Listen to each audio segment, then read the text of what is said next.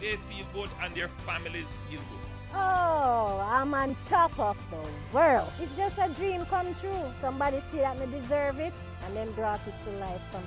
There was no schism, there was nothing there, and it was just, okay, you're in need, and I'm going to do whatever I can do to ensure that you're helped because you're somebody that is in help. It renewed such a hope in me, one that to be understood. I thank the team, I thank everybody for this house. We must take all steps to ensure that whoever is the beneficiary is genuinely in need and deserving of it.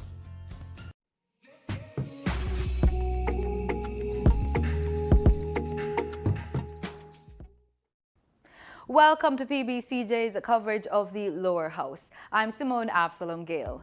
The session will start with prayers, followed by a roll call of those in attendance. This is usually followed by questions and answers to questions, statements by ministers, items under public business, and private members' motions. Before we begin, though, let's try a parliamentary trivia question. True or false? When the stipulated period of a state of emergency, SOE, is nearing its end, the government reviews the situation to determine whether the provision should be lifted or continued. Get the answer at the end of this introduction to the Lower House. On the day's agenda, under statements by ministers, Minister of Legal and Constitutional Affairs Marlene Malahoo Forte and Minister of Labour and Social Security Karl Samuda are set to address the House. Under public business, the second Supplementary Estimates 2022-2023 is to be tabled and referred to the Public Administration and Appropriations Committee, the PAAC. Also under public business, the law reform, zones of special operations, special security and community development measures, the August Town Zone Extension of Period of Operation Number 6 Order 2022 Resolution is to be taken. The law reform, zones of special operations, special security and community development measures, the Greenwich Town Zone Extension of Period of Operation Number 6 Order 2022 Resolution is to be taken. The law reform, zones of special operations, special security and community development measures, the Denham Town Community Zone Extension of Period of Operation Number 6 Order 2022 Resolution is also to be taken. The law reform, zones of special operations, special security and community development measures, the Mount Salem Community and Environs in the parish of St. James Zone, extension of period of operation number 6 Order 2022 Resolution is to be taken. The law reform, zones of special operations, special security and community development measures, the Norwood Community in the parish of St. James Zone, extension of period of operation number 6 Order 2022 Resolution is to be taken. The law reform, zones of special operations, special security and community development measures, the Parade Gardens Zone, extension period of operation number 6 Order 2022 Resolution is to be taken. The law reform, zones of special operations, special security and community development measures, the Savannah Lamar Zone extension period of operation number 6 Order 2022 Resolution is to be taken. That's what's on the agenda. It should be noted, though, that the agenda can be adjusted with items being added, removed, or replaced. If you're planning to attend a session, here are some rules you should keep in mind. No visitor shall create any act of disorder within the precincts of the House. No photography, videography, or sketching of the proceeding is allowed, unless so authorized by the presiding officer. Visitors who remain within the precincts of the House during a suspension of the session are asked to keep silent, and there should be no smoking inside the parliamentary building. Here are a few interesting facts about SOEs. If the decision is to extend the SOE, the details are officially recorded and published. A decision to end an SOE is usually taken once the situation is under control. The decision is announced and the government takes steps to maintain the control gained during the SOE. A state of emergency, SOE, also called a state of public emergency, is a period in which a government declares that a public emergency exists and is empowered to enforce actions and policies not normally permitted in order to gain control of the situation. It's almost time to go to the main event, but before that, let's get the answer to the trivia question we asked, true or false. When the stipulated period of an SOE is nearing its end, the government reviews the situation to determine whether the provision should be lifted or continued. Is this true or false? It's true. Also, once a decision is made, it is made public. That's all the facts we have for now. Stay with us. The proceeding will start in a few moments. Mr. Hutchinson, Mr. Terry Long, Miss Smith, Dr. Dunn, Mrs. Cuthbert Flynn, Mr. Main, Mr. Davis, Mr. Witter, Mr. Brown, Dr. Brown-Burke, Dr. Charles, Mr. Chin, Mr. Clark, Mr. Cousins, Ms. Crawford, Ms. Daly, Ms. Davis, Mr. Golding, Mr. Graham, Dr. Guy, Ms. Hamilton, Ms. Hannah, Mr. Henriquez, Mr. Henry, Mr. Hilton, Mr. Davis, Mr. Jackson, Mr. Lawrence, Ms. Lee, Mr. Miller, Mr. Montague, Ms. Morrison, Mrs. Nita Garvey, Mr. Paulwell, Mr. Phillips, Dr. Phillips, Mr. Robertson, Mr. Robinson, Mr. Siblist, Mr. Slowly, Mrs. Vaz, Dr. Wheatley, Mr. Williams, Mr. Wilson, Mr. Wright. Nobody came in?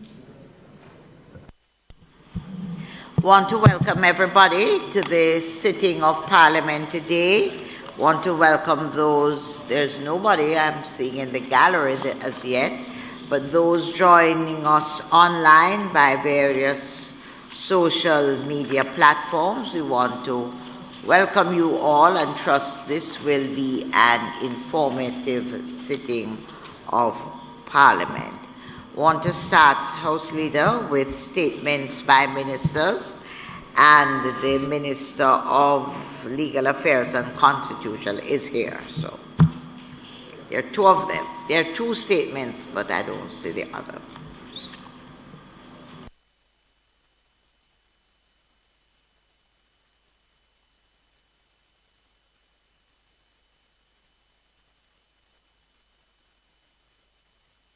Just before the Minister makes her presentation, may I make a special welcome to persons joining us in the gallery. Two very important ladies are here, and I know they are here for a very important matter this afternoon. We welcome you and happy to have you.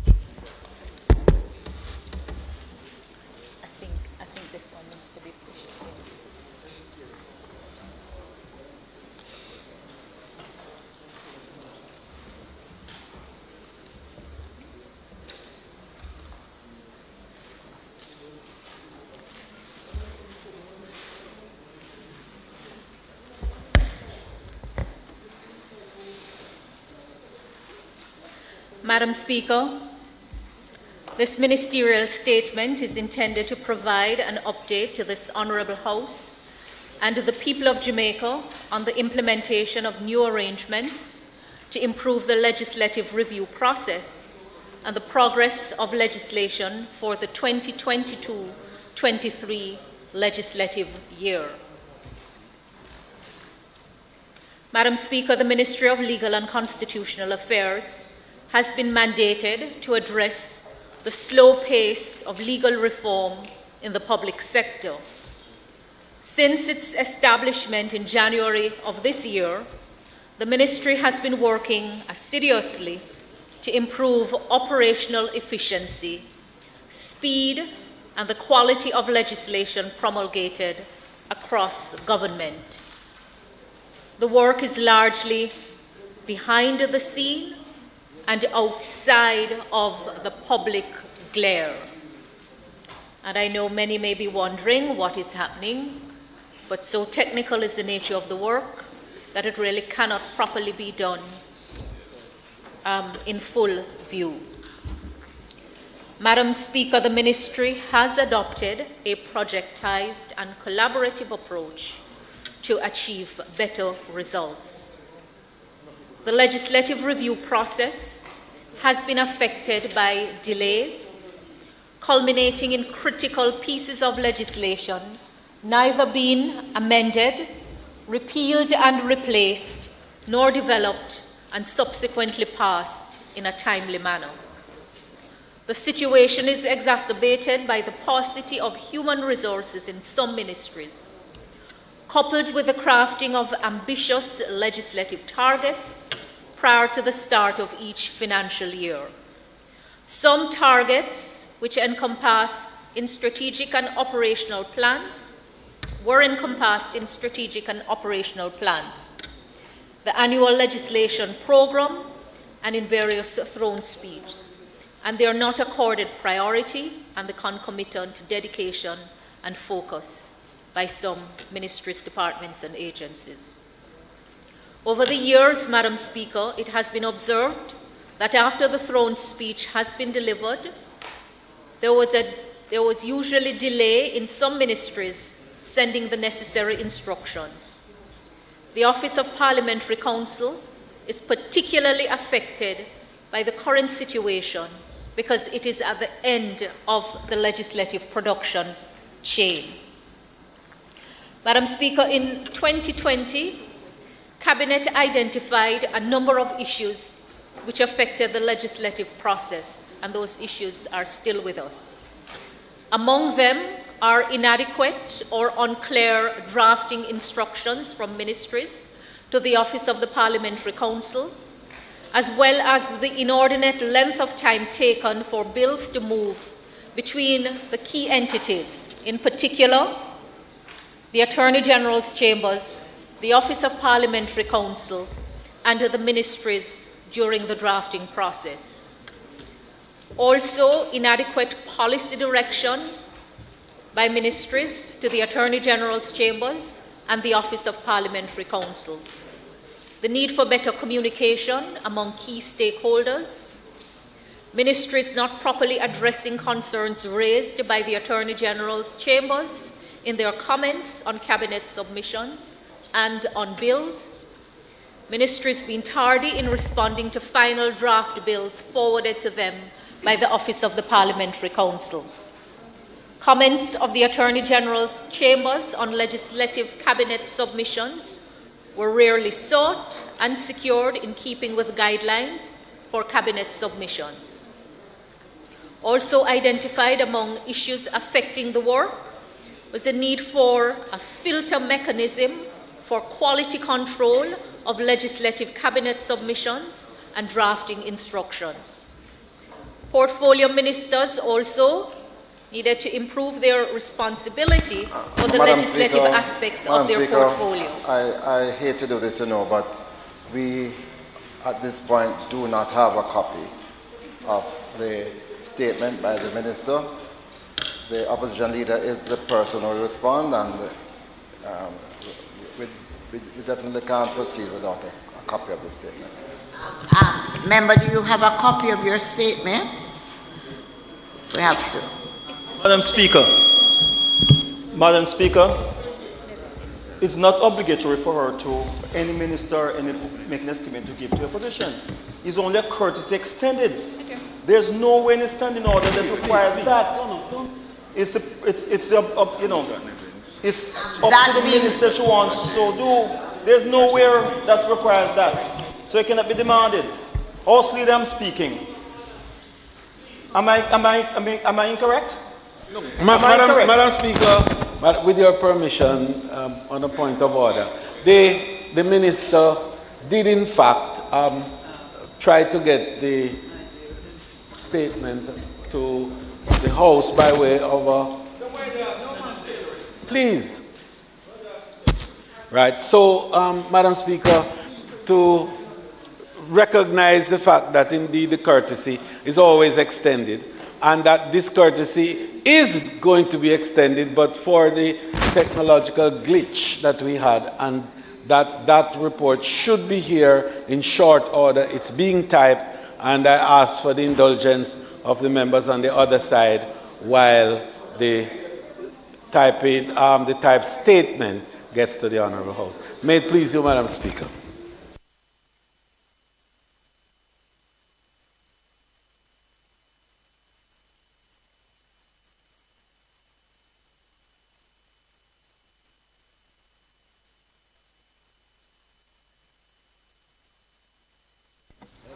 Madam Speaker, as the House Leader indicated, the statement was sent electronically.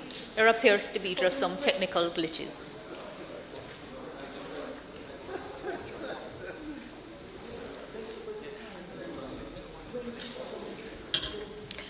Madam Speaker, as I was saying before the pause, that a number of issues affecting the legislative process were identified and are reflected in a decision of the Cabinet of September 28, 2020. Among those issues are the need for greater prioritization of legislation, guided by the throne speech and the government's priority legislation program, and the need for ministers and their permanent secretaries to be more active in ensuring that the legislative matters return to the office of the Parliamentary Council in a timely manner. Madam Speaker, with a view to improving the process, my ministry made a submission to the Cabinet in June of this year, proposing the introduction of a new system, and the decisions of the Cabinet are reflected in number 20 of 2022, dated June 6, 2022.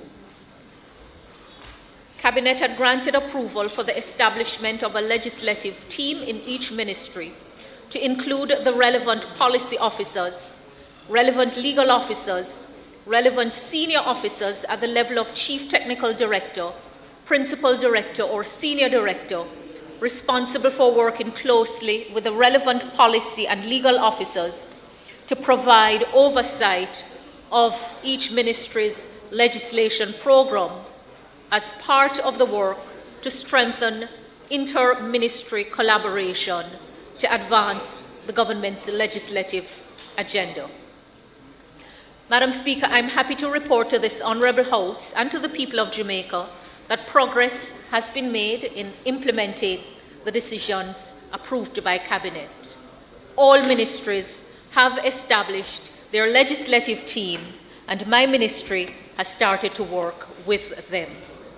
The inaugural meeting of the government-wide legislative teams was convened on September 9, 2022, in a full face-to-face meeting to enable the ministry, among other things, to meet the respective officers and provide details on the new arrangements. My ministry has gone further since then to convene meetings with the permanent secretaries and the legislative teams of each ministry to review the progress of priority legislation encompassed in the 2022-23 legislation program and the throne speech, to discuss strategies to accelerate the pace of reform for outstanding legislation, and also ahead, we have begun our discussion on the legislative priorities for 2023-2024. Further meetings have been convened with the Office of the Prime Minister, the Ministry of Labour and Social Security, the Ministry of Education and Youth, and the Ministry of Science, Energy and Technology. The meetings for the other ministries are scheduled over the course of this month of December 2022.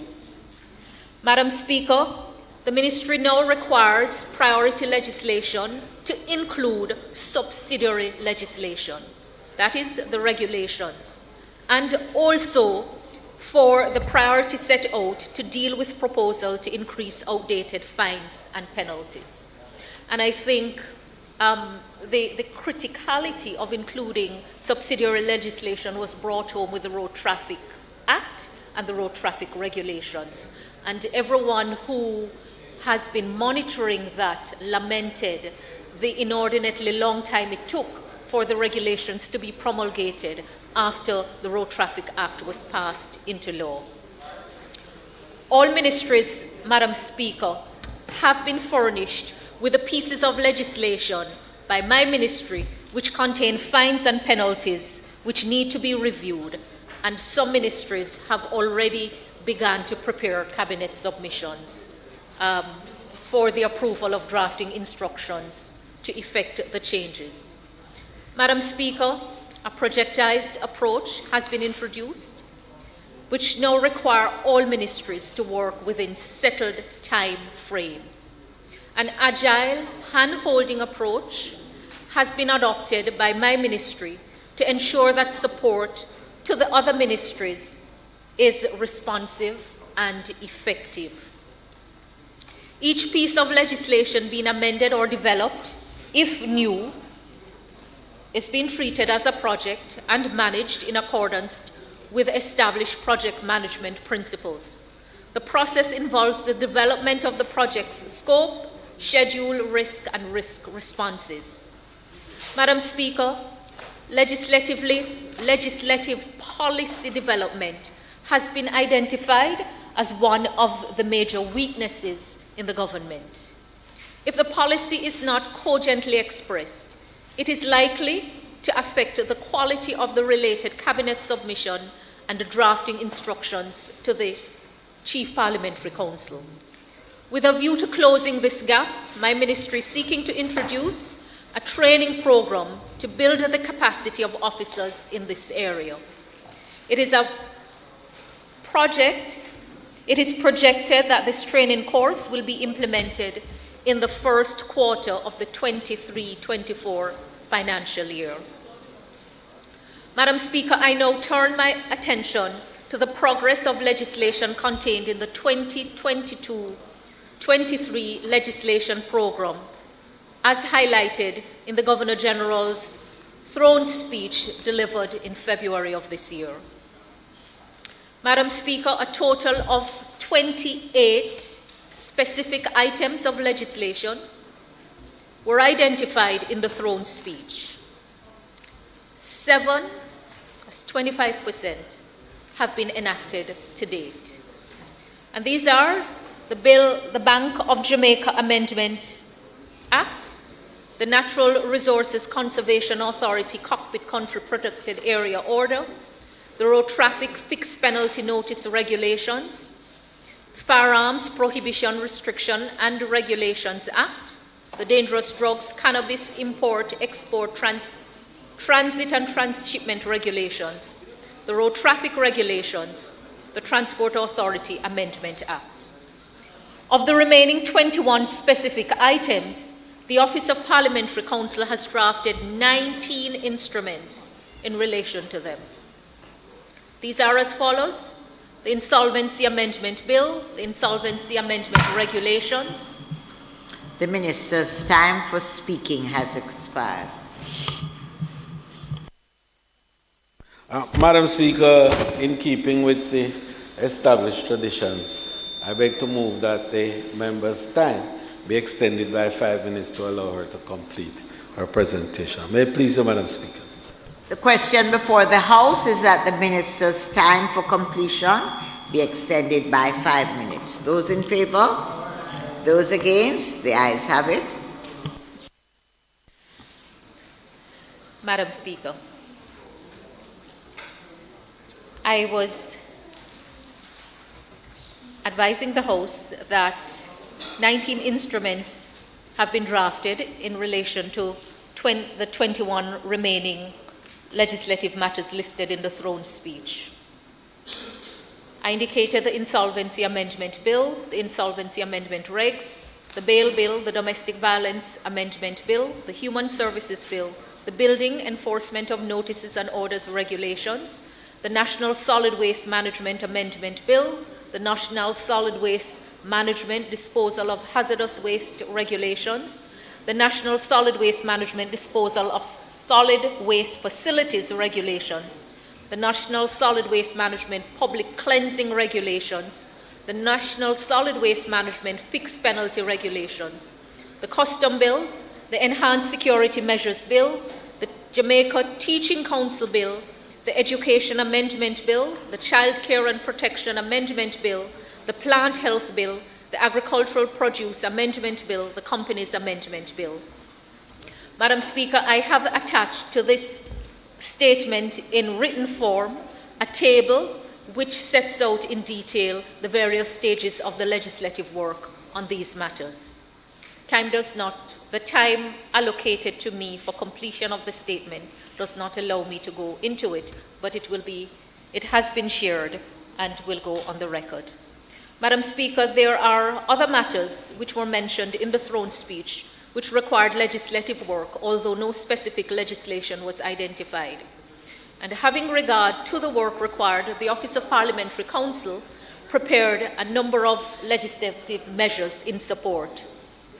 And these cover orders and resolution to support continuation or declaration, as the case may be, of zones of special operations under the Law Reform Zone of Special Operations, Special Security and Community Development Measures Act, proclamations for states of public emergency and supporting regulations and continuance resolutions, orders under the Disaster Risk Management Act and the Public Health Act in respect of the COVID-19 pandemic, the Food and Drug COVID-19 Vaccine Emergency Use Authorization Exemption Regulations, Public Health SARS-CoV-19 Vaccination Regulations, the Tobacco Control Bill, the Custom Tariff Revision Amendment Resolution.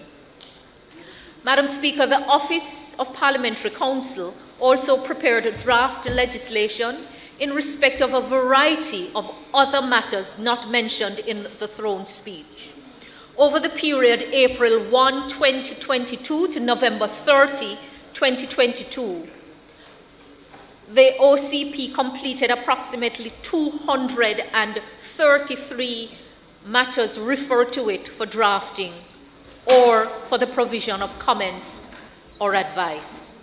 Drafting support is also provided through attendance at sittings of Parliament, including sittings of Joint Select Committees and at the Legislation Committee of Cabinet. In concluding, Madam Speaker, moving forward, a realistic legislation program must be crafted each year, having regard to the capacity of some ministries, the heavy demand placed on my ministry, particularly regarding requests for comments by the Legal Reform Department, and the actual drafting of bills by the Office of Parliamentary Counsel. My ministry pledges its commitment to working closely with all ministries to accelerate the pace of reform. Already, Madam Speaker, we have begun to do periodic evaluation ahead of the end of the current legislative year to determine progress, weaknesses, and lessons learned. Data gathered will facilitate adjustments prior to the commencement of the next legislative year. Madam Speaker, following timely periodic updates to the Cabinet, my ministry will also provide similar periodic updates to this Honourable House and the people of Jamaica on the progress of the performance of the legislative review process, and this statement is doing just that. Thank you, Madam Speaker.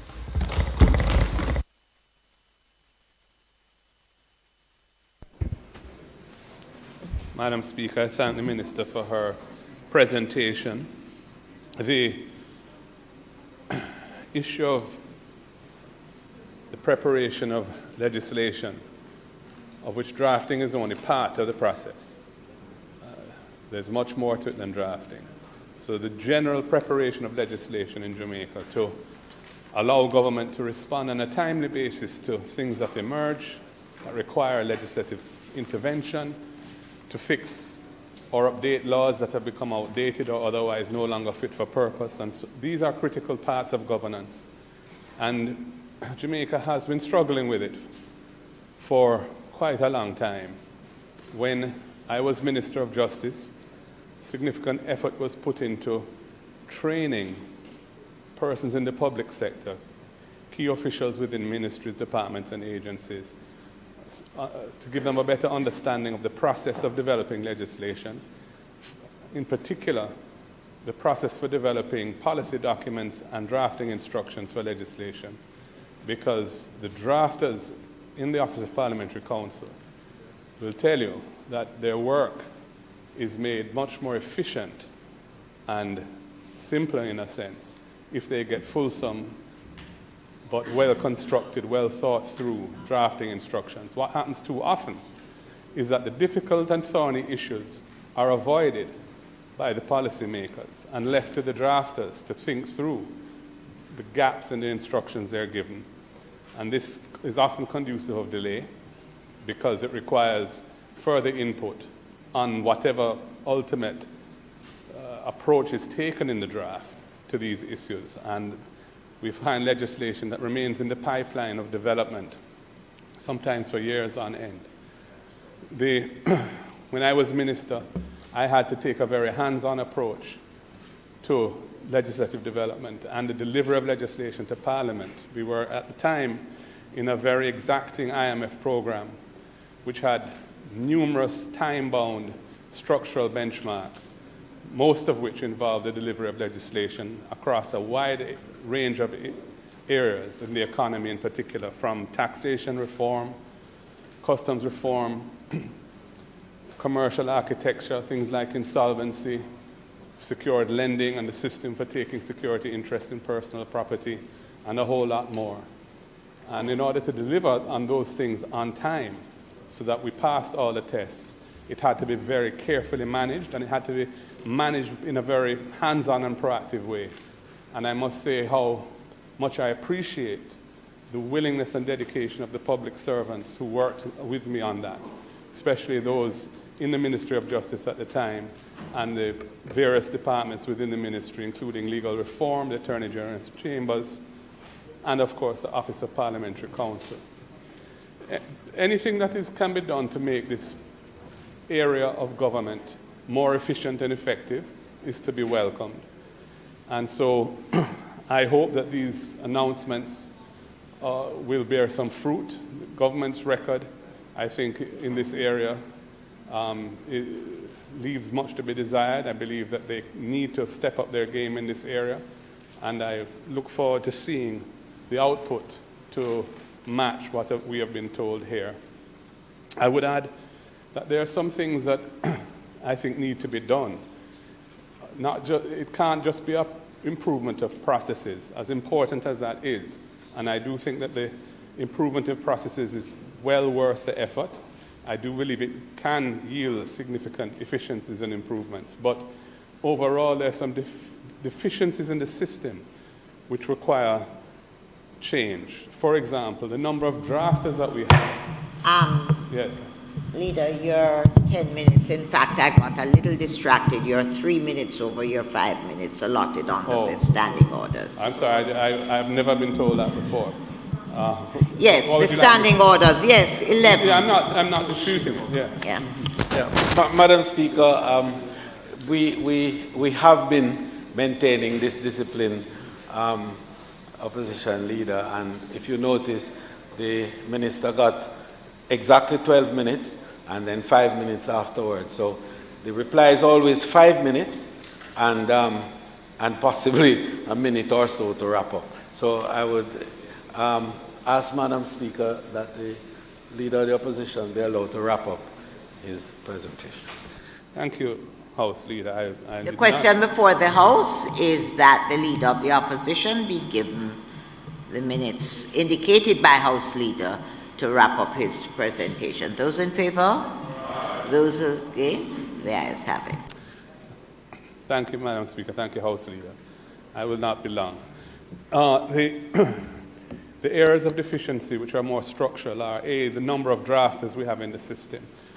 I think if you were to compare the number of professional drafters in the public service as a per capita of the population, Jamaica is quite significantly underserved relative to other Commonwealth countries, for example. I remember visiting Botswana for a law ministers' conference and speaking to their chief parliamentary counsel there, who indicated to me that she had over 30 drafters in her department. And at the time, we had less than 20, and we are a much bigger population than Botswana. And, it's not just acts of parliament that require professional drafting. There's subsidiary legislation, the regulations and other orders. And there are all sorts of other aspects of things, numerous tax-related instruments that have to be prepared and gazetted, and which need to be properly done. If they're not properly done, then you end up collecting tax which is not properly authorized. You have to bring legislation here to validate that error, which wastes parliamentary time, wastes drafters' time, wastes everybody's time. So those resources are very important, and we need to, I think, put some more emphasis on that area. In the area of law reform, Minister, but in the area of law reform, we need to expand the Legal Reform Department into a full-fledged law commission, which can really do the work of focusing on the laws that exist, where they're outdated, where they need updating, a mechanism for automatically updating laws, which is something I was working on but still doesn't exist, and new laws that we ought to have, and can track also the provisions in legislation that require parliamentary review of acts which have passed within a period of time, many of them knowing that they're experimental or in need of further review, have provisions that require Parliament to review them within 3 to 5 years usually. And often that period of time elapses and passes and the reviews are not done by Parliament. We have a couple instances right now, the security interest in personal property legislation, the insolvency legislation. Both are fat, meaty, difficult, but very critical pieces of legislation which ought to have been reviewed and have not been. And the other area I think where we need to... You are wrapping up now because you're gone 10 minutes over your 5 minutes.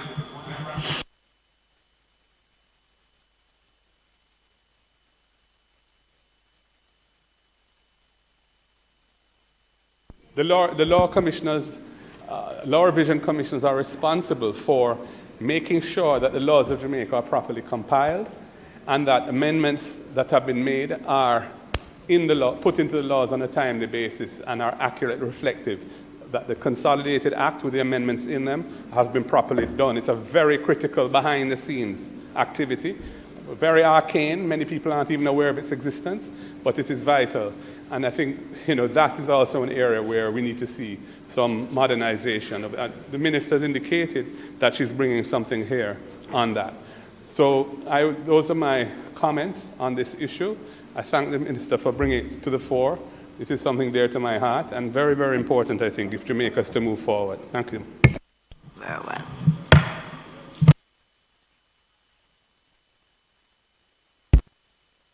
Madam Speaker, the issues to be addressed are really not contentious. They just need to be done. The leader of opposition mentioned the insolvency law.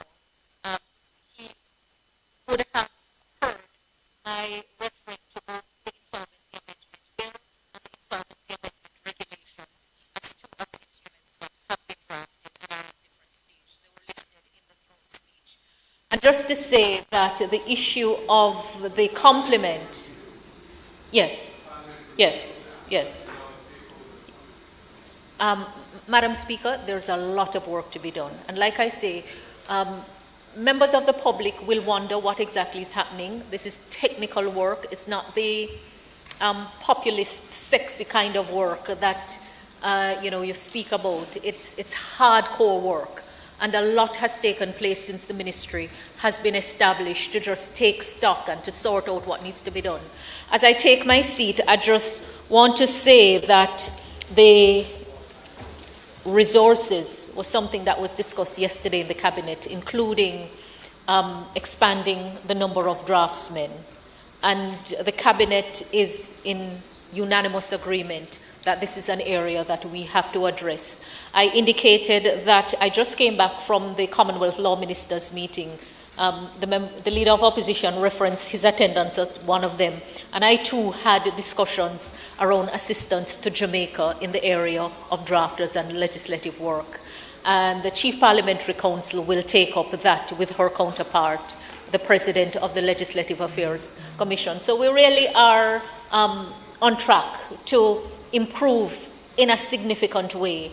It will take time, and the results will not be immediately obvious, because the focus is not just on the quantity of legislation turned out, but on the quality of the work, and at the same time ensuring that capacity is built within government to do the work at the required standard. Like I say, Madam Speaker, the Parliament will be kept abreast on the work being done. I thank the opposition leader for his gracious comments. Thank you very much. We're going to Mr. Samuda.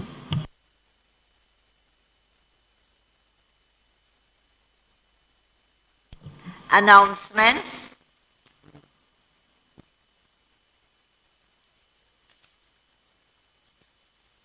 Word on the table of the House today are the following. The Jamaica second supplementary estimates of expenditure for the financial year ending March 2023. Monetary policy statement dated August 20, 2022, supported by the quarterly monthly policy reports dated May 2022, volume 22, number 4, and the quarterly monthly policy report dated August 2022, volume 23, number 1. Report of investigation in the failure of Mr. Horace Daly, a former member of Parliament, to file a statutory declaration with the Commission. White paper number 3 of 2022, entitled National Investment Policy. White paper number 4, 2022, entitled National Population and Sustainable Development Policy, Jamaica. Ministry paper number 93 of 2022, entitled Annual Report of the Administrator General's Department for the financial year 2020-2021. Ministry paper number 94 of 2022, entitled Report on the Appropriation Accounts Auditor General's Department for the financial year 2020-2021. Ministry paper number 95 of 2022, entitled National Population and Sustainable Development Policy. Ministry papers numbers 96, 97, 98, 99, 100, 101, and 102 respectively, with respect to the law reform zones of special operations, special security, and community development measures. 1, the Augustown Community Zone Social Intervention. 2, the Greenwich Town Community Zone Social Intervention. 3, the Denham Town Community Zone Social Intervention. 4, the Mount Salem Community Zone Social Intervention. 5, the Norwood Community Zone Social Intervention. 6, the Savannah Mar Zone Social Intervention, and the Parade Gardens Zone Social Intervention, and their respective orders and resolutions under the Law Reform Zones of Special Operations, Special Security and Community Development Measures Act 2017.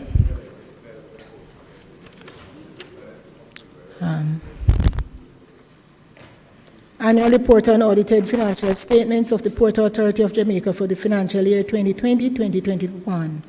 The Independent Commission of Investigations report reflecting the period January to March 2022, April to June 2022, and July to September 2022. The Charities Regulations 2022 resolution under the Charities Act and its regulations. the Jamaica Gazette Supplement, Proclamations, Rule and Regulations, Volume 145, number 297, dated Tuesday, December 6, 2022, containing the emergency powers parishes of St. Anne, Clarendon, and St. Catherine Regulations 2022, and the Jamaica Gazette Supplement, Proclamations, Rules and Regulations, number 145, number 298, dated Tuesday, December 6, 2022, containing the emergency powers parishes of St. James, Westmoreland, and Hanover Regulations 2022.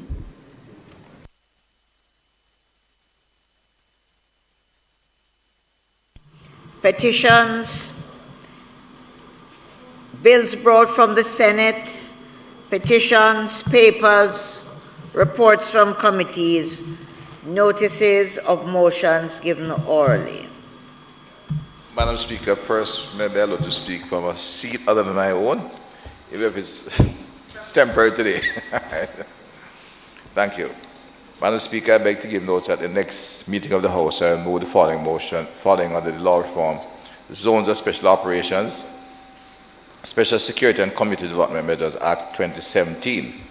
1. The law reform Zones of Special Operations, Special Security and Community Development Measures, the August Town Extension of Period of Operation, number 6, Order 2022 Resolution. Number 2, the law reform, Zones of Special Operations, Special Security and Community Development Measures, the Greenwich Town Zone Extension of Period of Operation, number 6, Order Resolution 2022. 3, the law reform Zones of Special Operations, Special Security and Community Development Measures, the Denham Town Community Zone Extension of Period of Operation, number 6, Order Resolution 2022. Number 4, the law reforms Zones of Special Operations, Special Security and Community Development Measures, the Mount Salem Community and Environment in the Parish of St. James Zone, the Extension of Period of Operation, number 6, Order 2022 Resolution. 5, the law reforms Zones of Special Operations, Special Security and Community Development Measures, the Norwood Community in the Parish of St. James, Extension of Period of Operation, number 6, Order Resolution 2022. Number 6, the law reform Zones of Special Operations, Special Security and Community Development Measures, the Parade Gardens Zone of Extension of Period of Operation, number 6, Order 2022 Resolution. Number 7, the law reform Zones of Special Operations, Special Security and Community Development Measures, the Samuda Zone Extension of Period of Operation, number 6, Order 2022 Resolution, which were all laid on the table on December 6, 2022. Madam Speaker, they're here. Madam Speaker, I further beg to give notice that at a later stage today, I will move for the suspension of the standing orders to enable me to take this motion.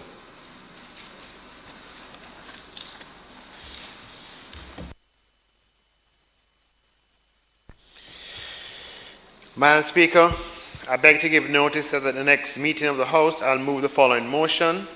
Be it resolved that the monetary policy statement dated August 2022, supported by the quarterly monetary policy report, May 2022, volume 22, number 4, and the quarterly monetary policy report, August 2022, volume 23, number 1, which were laid on the table of the House of Representatives on the 6th day of December 2022, be referred to the Standing Finance Committee for consideration and report. Madam Speaker, I further beg to give notice that at a later stage today, I'll move for the suspension of the standing orders to enable me to take this motion. Madam Speaker, I beg to give notice that at the next meeting of the House, I will move the Charities Act, the Charities Regulation 2022 Resolution.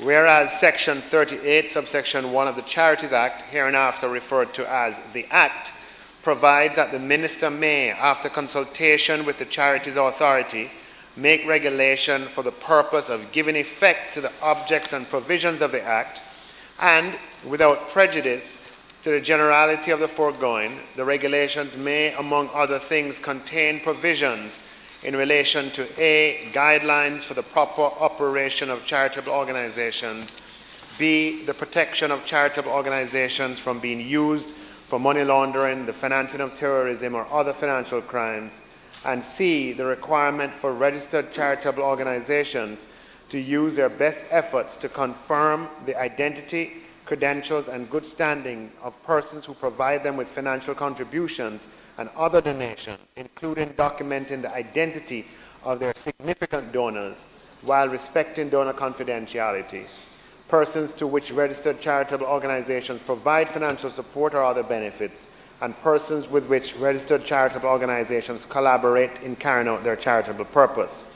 And whereas subsection 3 of the said section 38 of the Act provides that regulations made under subsection 1 shall be made subject to affirmative resolution, and whereas the Minister, after consultation with the Charities Authority on the 2nd day of November 2022, made the Charities Regulation 2022, and whereas it is desirable that the Charities Regulation 2022 be affirmed. Now, therefore, be it resolved by this Honourable House as follows. 1. This resolution may be cited as the Charities Resolution 2022, Charities Regulation 2022 Resolution, and 2. The Charities Regulation 2022 are hereby affirmed. Madam Speaker, I beg to give notice at the next meeting of the House, I'll move the following motion. Be it resolved that the second supplementary estimates of expenditure for the financial year ending March 31st, 2023, and the Jamaica Public Body's second supplementary estimates of expenditure of revenue, estimates of revenue and expenditure for the year ending March 31st, 2023, which were laid on the table of the House on the 6th day of December 2022, be referred to the Public Administration and Appropriations Committee of the House of Representatives for consideration and report. Madam Speaker, I further beg to give notice that at a later stage today, I'll move for the suspension of the standing orders to enable me to take this motion.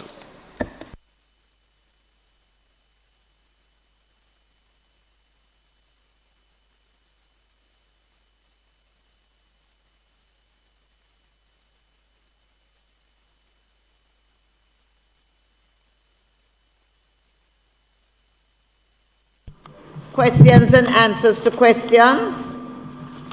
Motions that may be made at the commencement of public business requiring notice. Motions relating to sittings of the House. Motions for leave to introduce bills. Presentation of bills without the leave of the House first obtained. Public business. Madam Speaker, on the matter of public business today, the Deputy Prime Minister, should I say the Acting Prime Minister, will carry through the motions in relation to the zones of special operations for the various areas which he outlined earlier on, and the Minister of Finance will take the motion in relation to the supplementary estimates, and the Minister of Entertainment, Sports, and Gender and Culture will make her presentation with regards to the resolution under her name. May it please you, Madam Speaker. House Leader, the last shall be the first, and we'll start with the Minister of Gender.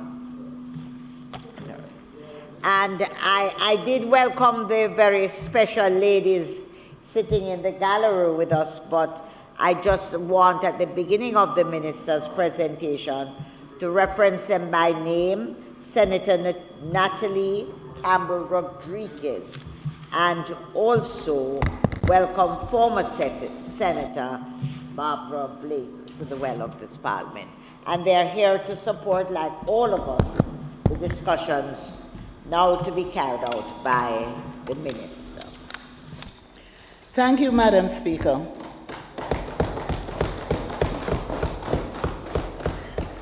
Madam Speaker, I rise today in furtherance of a motion that I placed before this Honourable House in May 2021, which sought that the standing orders of the House of Representatives be amended to allow for the bicameral caucus of women parliamentarians to be established as a sessional select committee to sit jointly with a similarly comprised committee of the Senate. Madam Speaker, our lone heroine, Queen Nanny of the Maroons, was the leader of one of the most successful and tenacious incidences of resistance conducted in the Western Hemisphere. So powerful was her resistance that her name appeared in the British archives, thus leading to her designation as National Heroine of Jamaica in 1975. And then there was the Honorable Louise Bennett Coverley, who fought to give credence to the language created by our Jamaican people as an element of their identity and purpose. This single act provided a platform on which Jamaican people could reclaim our identity and place within the world, with Jamaica now being seen as one of the most powerful brands in the world. Madam Speaker, Iris Rodella Collins, a Jamaican businesswoman who ran for the Jamaica Labour Party, was elected to this House of Representatives in 1944, becoming the first female member of Parliament, thus opening the door for us, for all of us as women in this Parliament today. Madam Speaker, Enid Bennett, Madam Rose Leon, Dr. Mavis Gilmore, and our first female Prime Minister, the Most Honorable Portia Simpson Miller. We stand on their shoulders. Our country's existence is testament to women finding agency to effect change in their communities, to bring about positive change to the affairs of the general population. And we are proud to be women. Madam Speaker, recently we completed the shortlisting of Phase 1 of the Prime Minister's Diamond Jubilee Awards, which will award 30 women who have done significantly well in developing Jamaica as one of the celebratory activities under the Jamaica 60 celebrations. But Madam Speaker, the Prime Minister will not just honor 30 women in January, he will also honor 30 men. Because it's about partnership. It's about ensuring that we have gender equality. In total, Madam Speaker, 60 men and 60 women will be honored. But Phase 1 will be in January. On the 20th of January, we will have that event. I'm pleased to report that Jamaica's first woman Prime Minister, the Most Honorable Portia Simpson Miller, and Dr. Mavis Gilmore, former Minister of Education and Member of Parliament for St. Andrew West Rural, will be receiving special awards for their contribution to more than 7 of the 15 priority areas that are used to select nominated Jamaicans for their contributions to Jamaica's national development. And those men, Minister, the men can clap in support of what's happening for the women too. It's so feeble. We need your support.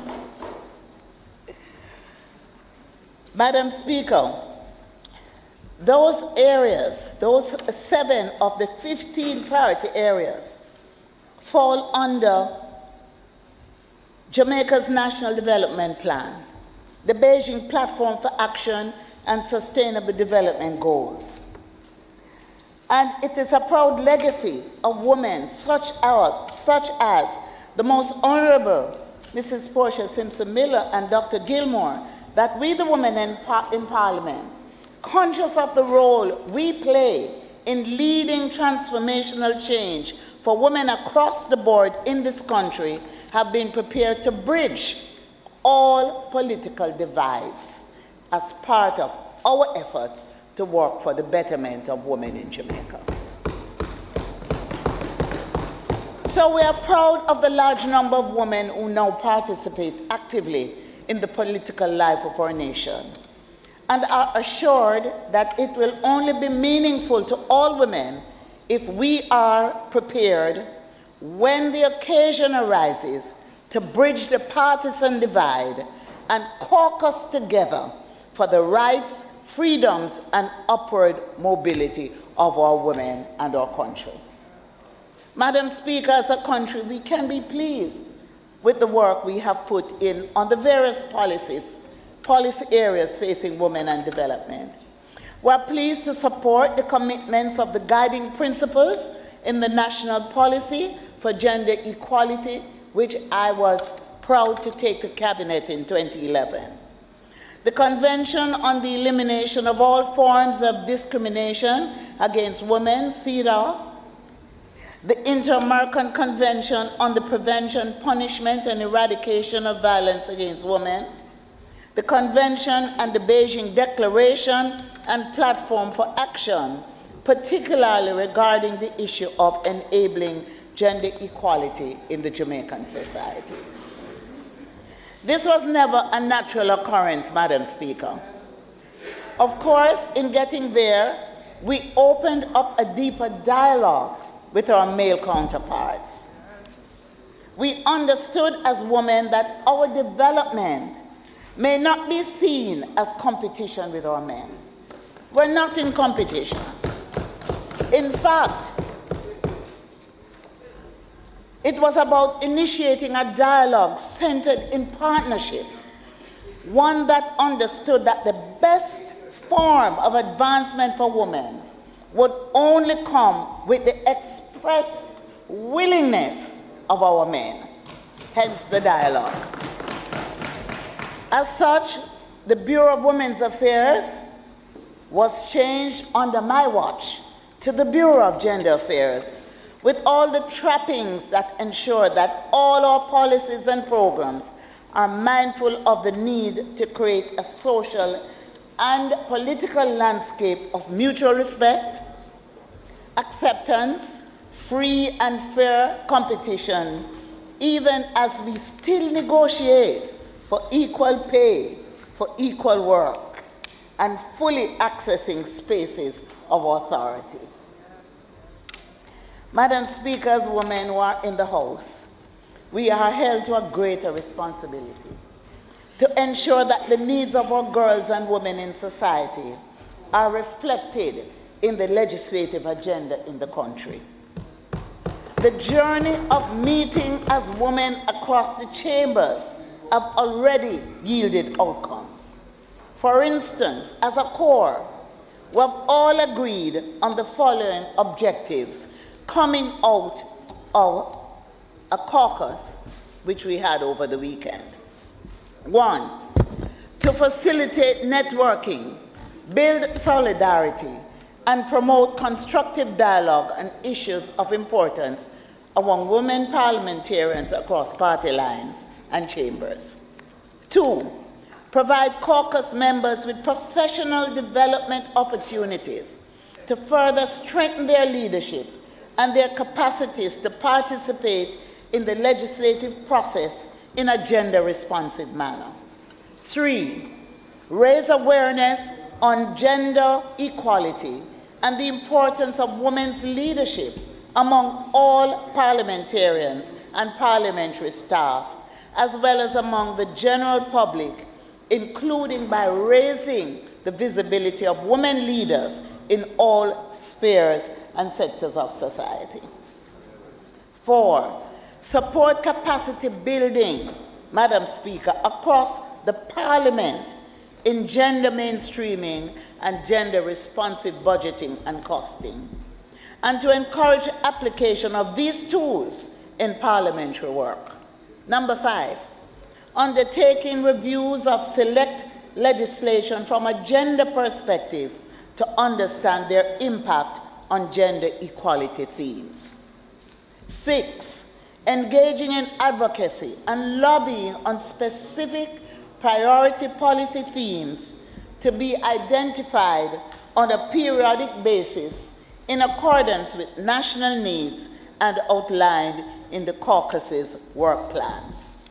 Madam Speaker, one issue of concern for us as women in the House, which was addressed in our retreat that was held over the weekend, Saturday and Sunday, and I won't tell you it was on the North Coast, is that of domestic violence, which has left a stain on gender relations over the years. Madam Speaker, violence against women and girls have had injurious effects on the society. The direct costs include funding health, police, courts, shelter, counseling, and legal aid services, and indirect costs related to loss of income due to missed work, missed school days by the children, lost time on the labor market, lost productivity and earnings, consumption loss, as well as pain and suffering, and loss of quality of life. So, Madam Speaker, in short order, I intend to present to Cabinet the findings from the study, The Economic Cost of Violence Against Women. This study was commissioned by the UN Women and highlights the importance of ending violence against women and girls with legislation, plans, and programs, and the need to allocate the necessary budgetary support, Mr. Finance Minister, to fund initiatives to address violence against women and girls and to provide quality, essential services to survivors and their children. And I must use the opportunity to again thank the Minister of Finance for not just giving us the funds for one shelter, but he provided us with the funds for a national shelter and 2 regional shelters.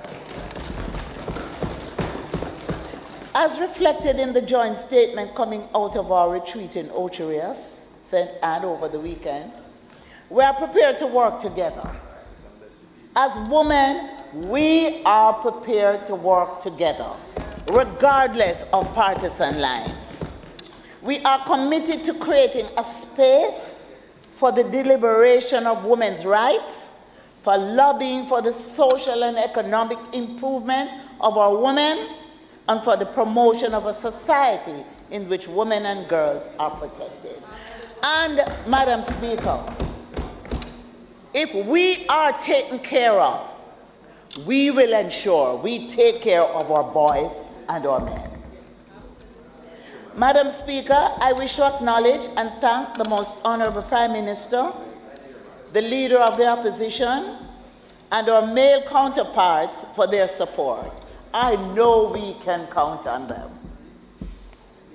Additionally, yes, the Deputy Prime Minister is applauding and I don't see the other men applauding. We know we can count on you.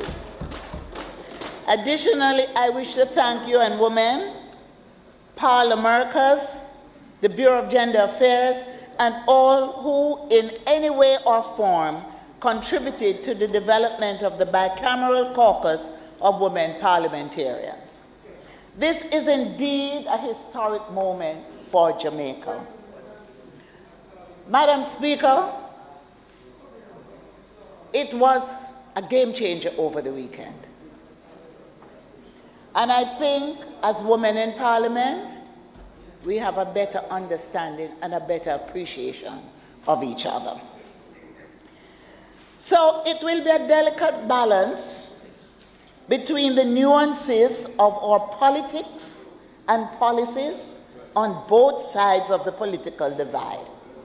Not to mention the dynamics of our relationship between us as MPs, regardless of gender. So this will not be an easy task, but we are willing to give it a try. And we are willing to work together. Madam Speaker, Kofi Annan said, gender equality is more than a goal in itself. It is a precondition for meeting the challenge of reducing poverty, promoting sustainable development, and building good governance. So, to my sisters in both houses of Parliament, founders and the promoters of the first bicameral caucus of women politicians, I say a big thank you for pledging to the commitment to see beyond partisan lines when the need arises. I know it is not going to be easy. It will not be easy.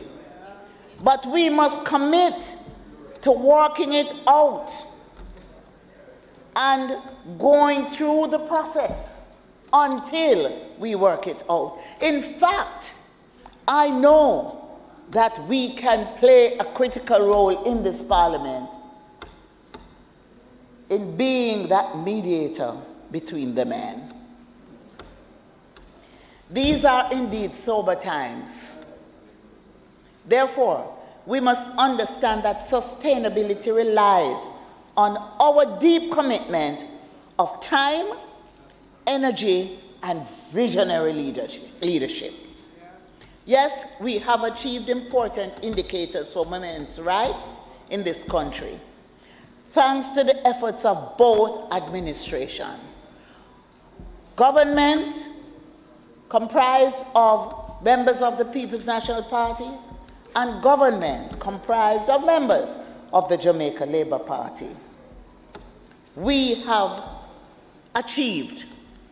We have achieved. But we still have more to do. We have to reference ourselves as models of leadership. We have to stand to shine a light across the country, to walk with confidence, knowing that when you see that little girl in Jamaica who tells you that you are her role model, you can look her in the face, straight in her eyes, with much honesty, knowing that you sit in this honorable house to create opportunities for her self-development and promotion, and not just merely a symbolic reference for her. To the men, we crave your support, and we give you our commitment that we equally care about you. Madam Speaker, it is my sincere hope that we can continue to put Jamaica first as we center the needs of women and girls in the parliamentary setting and in an enabling environment which we now ask for support. Madam Speaker, I thank you very much for your indulgence. I thank my colleagues. God bless you. Thank you.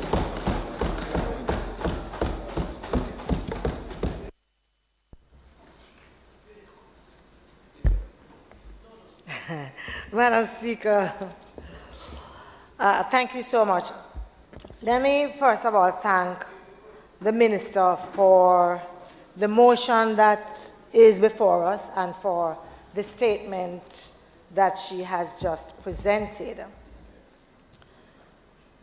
I want to probably just speak generally for a little bit, observing my few minutes. Jamaica has, we always talk about Jamaica being a little bit tallow, punching above her weight. And often when we talk about that, we do talk about it in sports, in music, and in culture.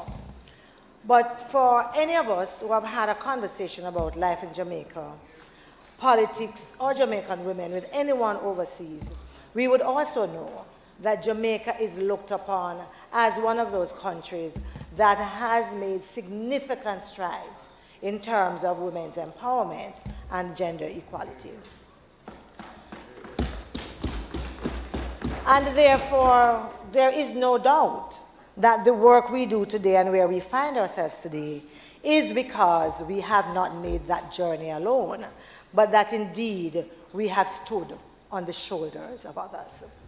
So whether we go back and talk about maternity leave with pay or equal pay for women, the Status of Children Act, from the establishment of the Family Court, the Women's Bureau, the forerunner to the Bureau of Gender Affairs, whether it was about the National Daycare Program or the Women's Center, or Domestic Violence Act of 1996, or Property Rights of Spouses Act of 2003, or whether it was a recognition and focus on early childhood development, or Child Care Protection Law of 2004, or the Registration and Security of Daycare Centers in 2005, or Sexual Offences Act, or Values and Attitudes Campaign, or Offences Against the Person Amended Law, or Incest and Punishment Law.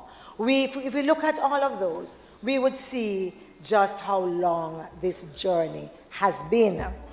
Many of these groundbreaking and far-reaching programs, policies, and legislations really have been done by others. But more importantly, it has been done through collaboration, not just with any government of the day, but also collaboration with our faith-based organizations and with civil society and our international partners. And that is the foundation on which we stand today. It therefore has not been by accident some of what the minister has spoken about in terms of where we have seen women participating, whether it is in education, in the judiciary, in civil service, in middle management, whether it is around our first female prime minister, whether it is around the female president of our People's National Party, or whether it has been about the general secretaries, party chairs, in terms of females in those positions across both parties. So we stand on good ground, very, very good grounds. What we have recognized, though, in looking at where we are, is that even some of these laws that were so profound at the time at which they were passed, when we look back at where we are internationally, changes are required. When we also review these laws and see the gaps in implementation, for example, we recognize that changes are in fact needed. And we would have seen the start of many of that. We completed the sexual harassment bill, for example, going painstakingly over the provisions and looking at what 2022 required of us as we looked at that law. And so I believe that in this, as we celebrate Jamaica 60, and as we also celebrate the International Decade of Persons of African Descent, 2015 to 2024, which is focused on the full engagement of economic, social, cultural, and civil and political rights of all people of African descent. At a time where in Central and Latin America, we have also seen individuals of African descent taking their rightful place, acknowledging and recognizing their rights, and making sure that they have the constitutional protection of those rights as Afro-Latinos. I believe it is a good time for us in Jamaica to now be considering the establishment of this bicameral female parliamentary caucus, to begin now to look at something that we have always excelled at, we have always seen as important, but which requires some additional work today in 2022. In fact, I often say that with all the progress that we have made and with all the work that is still left to be done, we also need to make sure that not only are we looking at international benchmarks and what's happening externally, but that we also are looking at the cultural reality and what that demands of us here in Jamaica in terms of how we make sure that we bring our women, men, girls, and boys into this century with full rights. You know, we talk a lot about the history that we have made as in the Parliament in terms of a record 28.5% of women in both houses. And I am pleased to be part of that history. I am pleased also to be part of a history where on this side of the House, our women are 29% of our members. Yeah, because sometimes when we talk about it, we don't see it in those terms. We also, 29%, we may be small in number, but I want us to acknowledge the contribution that we are making to the historic percentage of women in Parliament. In the upper house, it's 50% of our members that are women. Yeah? Let's not ignore that, and let's not diminish or undervalue the significance of that. And I think it is important because there's so much work to be done. The minister spoke about the retreat that we had over the weekend and the work that we have done there. And I also want to put on record my real sincere gratitude to Parliamericas, to UN Women, to the Bureau of Gender Affairs, and to the minister herself for the work that has been done to take it to this point. Minister pulled a group of us together a couple months ago, and we started the discussion around this particular act of getting a bicameral female parliamentary caucus. The weekend showed a couple of things, yeah? It showed that we have to be courageous. And in the courage that we show of our own convictions and how we see what is happening, and our recognition of the role of women and what needs to be done in terms of that balancing, that at the same time, we also need to be open to listen to the other point of view. Because often in the cut and thrust of what we are doing, we believe that our position is the only truth that there is.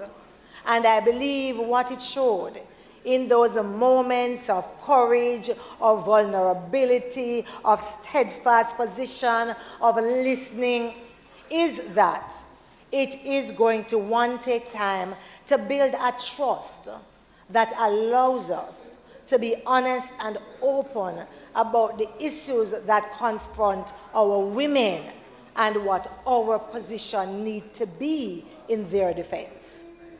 And I say that because I know how often persons have come to me as a member in the House, and I suspect to many of you as well, to say, what happened there? How could you? Why didn't you? And so I believe it is important for us to create that space, for us to be able to have those kinds of conversation.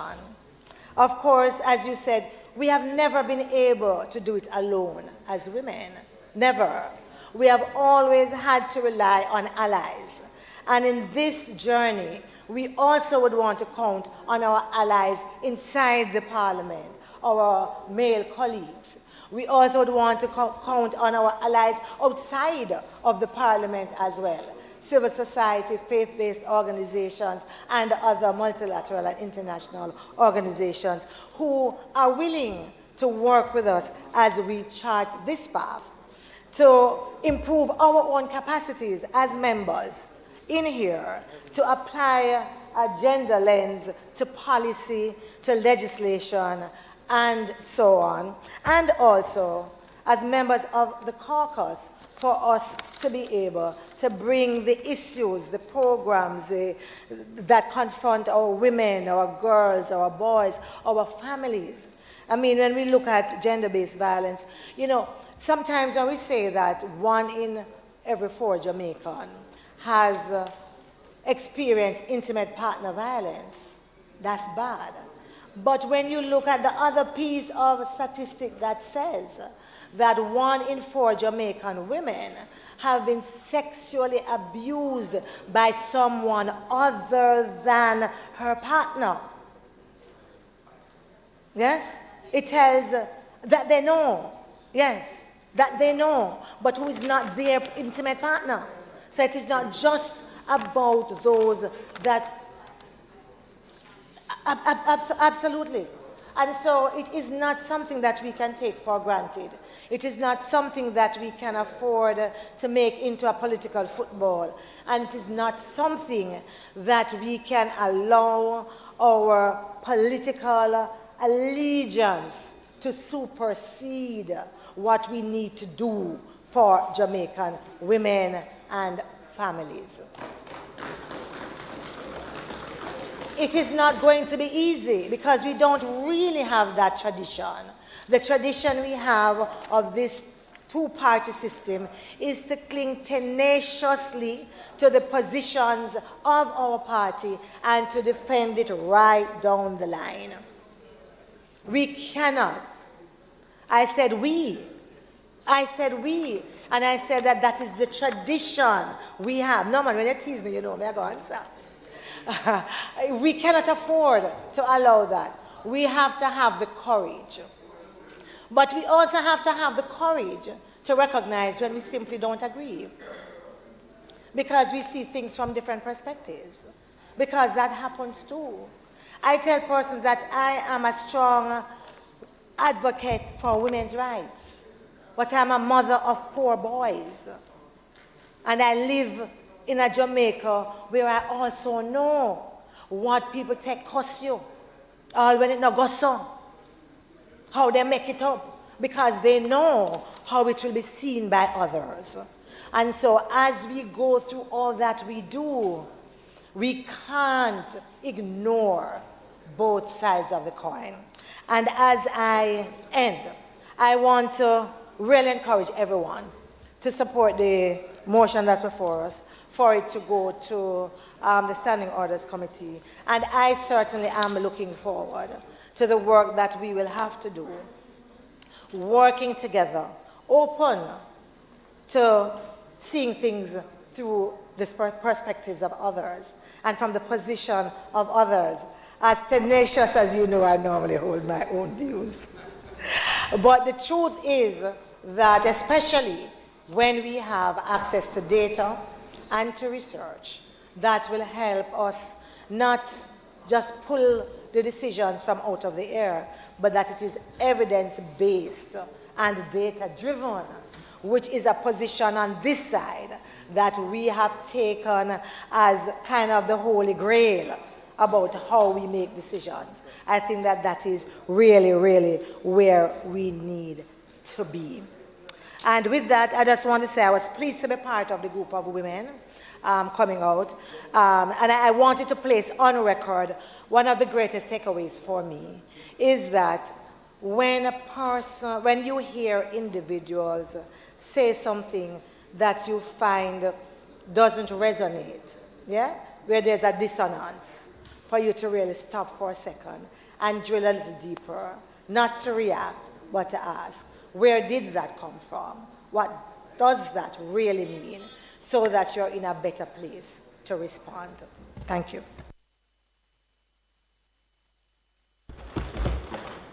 Thank you very much, Madam Speaker. Madam Speaker, I am no bandwagonist.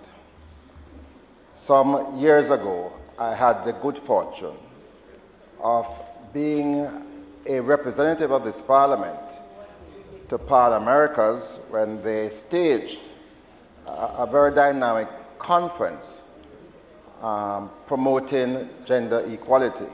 I was too, Senator Longmore and myself represented Jamaica.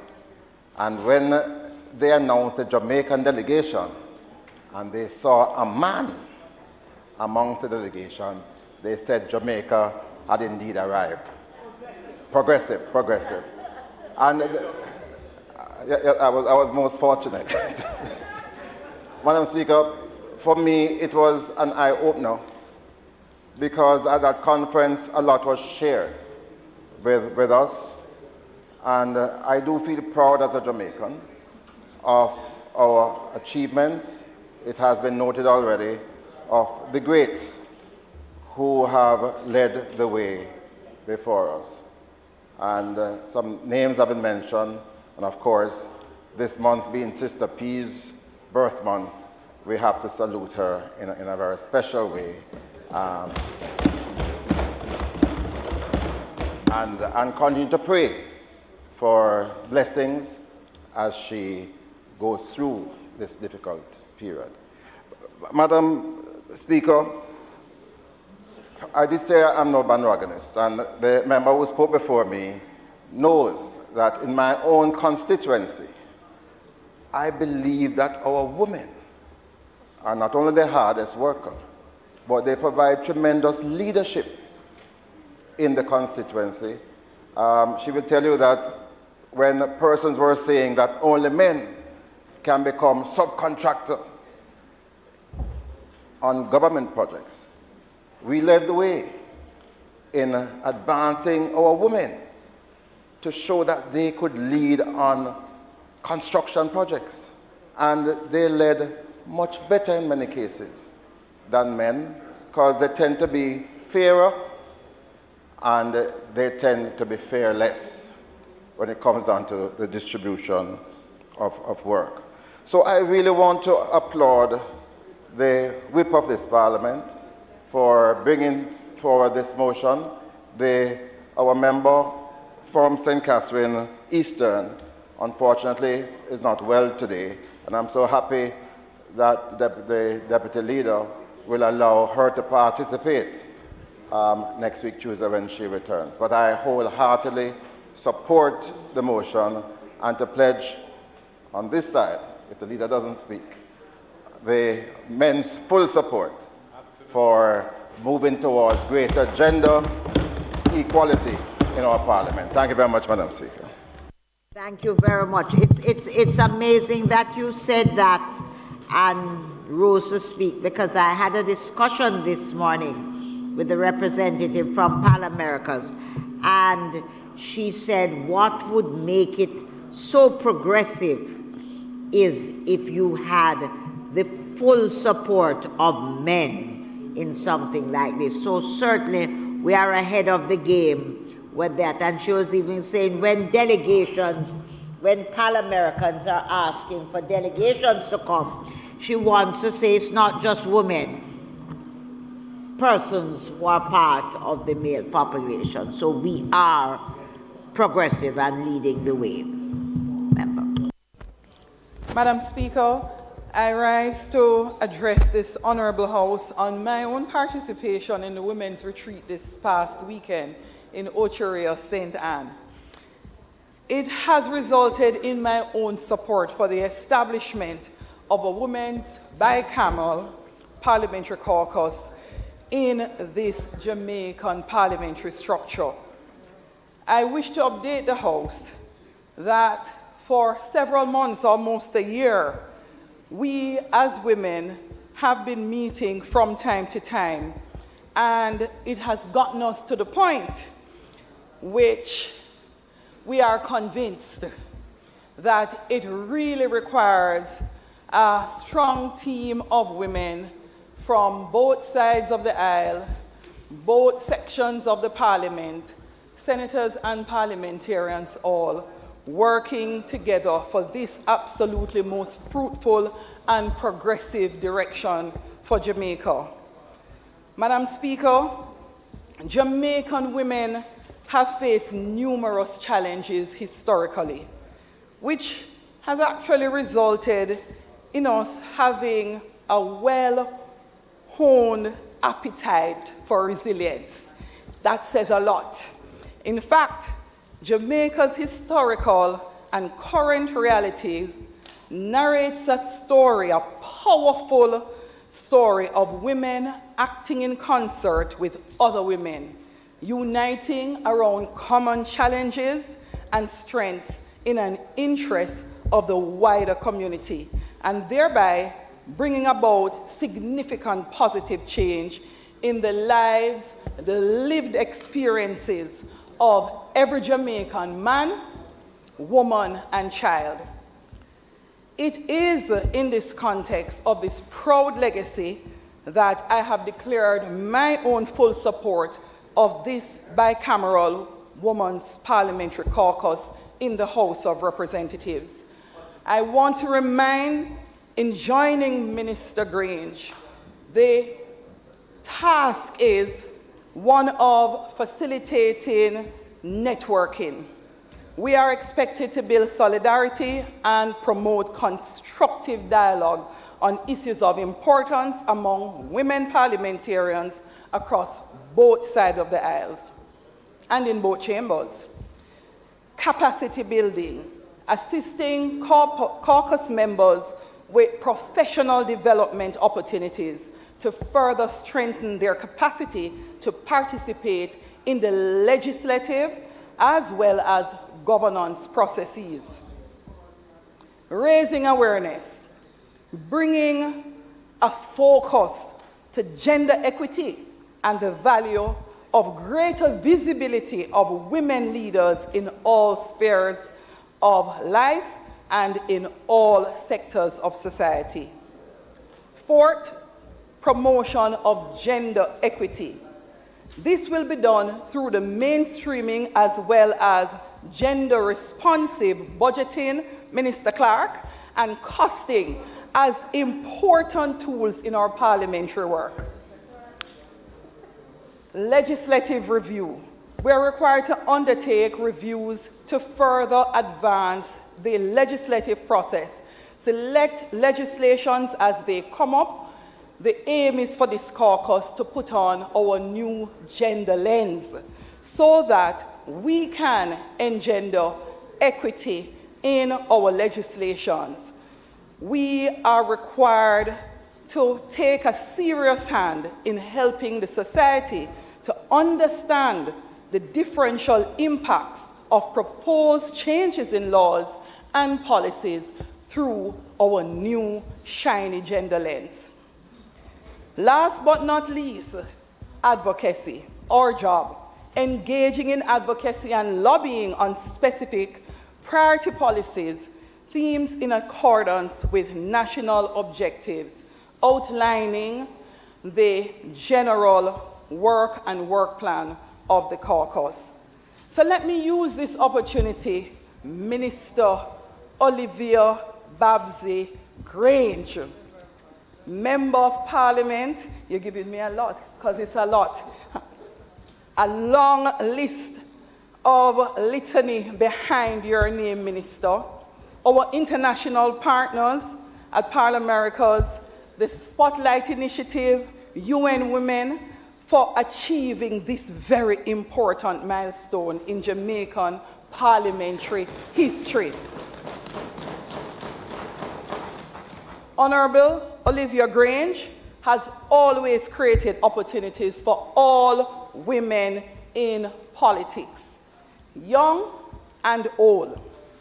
She has helped to create an environment in which we can coalesce around what unites us, to be in the process of politics or the rigors of parliamentary life. It is because of this habit of bringing the minds together that she was best able to achieve many of what my colleague parliamentarians dubbed this historic weekend as absolutely historic in parliamentary life. First time ever in Jamaica. As colleague women on both sides of Parliament, we shared and continue to share deep concerns about the state of violence that often manifests itself, particularly in domestic violence, violence against women and children, as well as in the Jamaican context, a general propensity for aggression in our country. The data tells us that domestic violence actually has lifetime implications for every single individual impacted. We should therefore be comfortable in accepting and be comfortable in admitting to a problem deeply, deeply rooted in our cultural norms, our traditions, and our values that does not undermine our mission in this current administration to fix and to resolve. We should equally be comfortable in the fact that admitting to the gravity of this problem manifests the desire to foster meaningful partnerships of equity intended to build Jamaica land we love. At our retreat, I made a special request, and I heard Minister Malahoo Forte whispering across to Minister, saying the same thing. We are going to be taking up the task. We're calling on all of us to jointly look through all the current legislations and assist each line minister in identifying for their respective ministries what are the initiatives under the Spotlight Initiative that we need to pay attention to, all in an effort to give the support that is necessary to the responsible line minister for gender affairs. Madam Speaker, my attendance at the retreat was truly a learning experience for me. It inspired and energized me to further commit in amplifying people-centered concerns on our parliamentary agenda. I am very optimistic that our future of women bicameral caucus will give long-standing, long-lasting results. It is expected that we will continue to have naturally divisive issues on which we will caucus. We had sometimes heated conversations over the weekend. However, in the end, we are mindful that even if we have some rough patches, once we are trusting of each other, genuinely open and honest, and make up our minds that on both sides of the divide, we are the ones who are gifted with the opportunity to take Jamaica and its women forward. And as a matter of fact, for me, I learned it was more than just about women and girls when we spoke about gender. It is every single one of us, because we're all impacted. So we do have one particular issue that we found very politically charged. And once again, when we caucus as women, I would say, let us take the politics out of that particular issue, because it is an issue of violence that affects us from the top of our society all the way down to the least educated, the least well-off person in Jamaica. Let me leave it at person.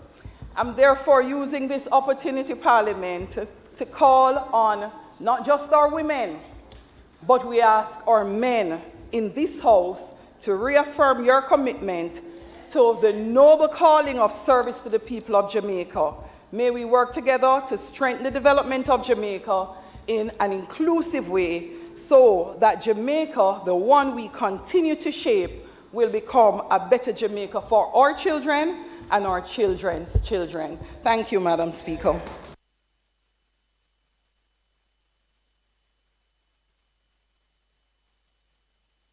Madam Speaker, the member for St. Catherine Central and Minister of Gender Affairs, who piloted this motion, has asked that we suspend the debate on this until tomorrow, when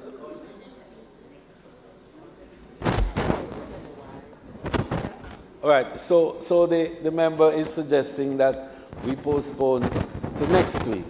So we move, Madam Speaker, that the debate be suspended until next Tuesday, the 13th, when the opposition spokesperson on gender affairs will make her presentation, and then we conclude the debate.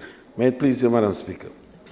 The question before the House is that the debate be suspended until next week, Tuesday, the 13th of December. Those in favor? Those against? The ayes have it. The debate is now suspended. House Leader, where do we go? So, Madam Speaker, may I invite you to ask the Acting Prime Minister and Minister of National Security and Member of Parliament for St. James Northwest to take the Zozo motions, notices of which he gave earlier. May it please you, Madam Speaker. Dr. Chan.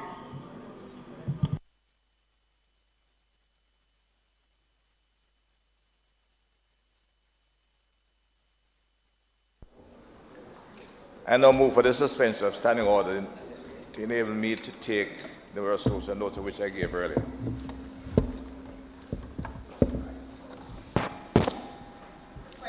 For the House is that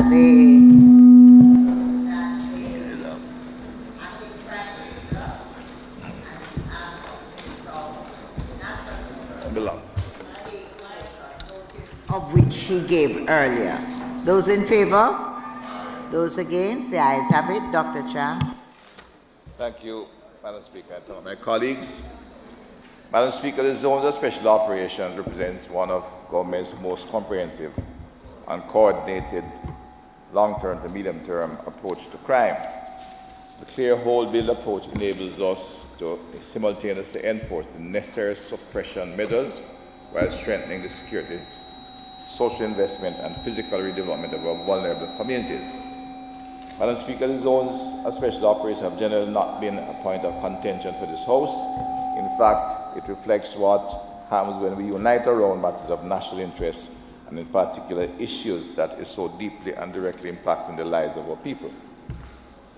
Across all the communities where zones of special operations have been declared, the residents have been vocal about its benefits. As a matter of fact, just yesterday, a resident in a particular zones of special operation community expressed strong concern and discontent at what they thought was the dismantling of the zones of special operation in the area as some redeployment was taking place in that particular community. The transformative change in these communities is real. The zones of special operations are bringing about lasting, meaningful, and impactful change to the lives of these residents. Acting on the advice of the National Madam Speaker, in the true spirit of the zone this season, that is peace and goodwill to all Jamaicans, and in accordance with the requirements on the law reform, Zones of Special Operation, Special Security and Community Development Measures Act 2017, we are seeking to further extend all 7 areas currently declared as Zone of Special Operation, which will all expire on the 22nd of December 2022. I must pause at this to comment, Madam Speaker. I hope that I think we have sent the instruction now to CPC, am I right, Madam Minister? And we'll have the amendments to the zones of special operation that was decided in the Joint Select Committee. In fact, part of that will be reported on a 6-monthly basis. But even though we will be introducing new areas in due course in the particular vulnerable areas, I think it is the nature of this particular legislation, the units in which we approach it, will determine that it's better to report on a 6-monthly basis when we can do effective review of the operations in these areas, which I said has brought significant benefit to the communities and is a model piece of legislation for intervening in vulnerable communities in any community, in any society. And we look forward to its expansion to the various areas that have been identified by the Planning Institute of Jamaica. I would comment at the point that I mentioned it to the Minister of Finance. So as we review, you will realize that it takes between $400 and $500 million per community to really impact what is happening there. And that's the kind of numbers required over maybe about 30 communities. And the Minister of Finance comment was that it's the kind of money we cannot afford not to have. So I look forward to that as we go forward. But I certainly would love to see the amendments, because bringing these documents every 60 days can be a little bit tedious and not necessarily in the best interest of what we're doing. However, acting on the advice of the National Security Council and in accordance with the Law Reform Zones of Special Operations, Special Security and Community Development Measures Act, in accordance with Section 5 of the Act, which guides that the Prime Minister in Council, after consultation with the Joint Command, may by order, subject to affirmative resolution of the House of Representatives, extend the period referred to in Section 4.3, the Mount Salem, Denham Town, August Town, Greenwich Town, Norwood, Parade Gardens, and Savamar zones of special operation, special security, and community development measures to be extended for a further period of 60 days. A very short review of the activities, Madam Speaker. With respect to the operational and community building strategy, the zones continue to transition along the clear, hold, and build spectrum. Mount Salem and Denham Town will continue into the build phase. Greenwich Town, August Town, Norwood, Parade Garden, and Savamar will continue the whole phase for this period of extension. As we move to the next phase of extension, let me reiterate that zones continue to yield positive results as of the 4th of December 22 for the period prior to and during the declaration of the respective zones. Areas under the zones of special operation continue to record a reduction in all major crimes.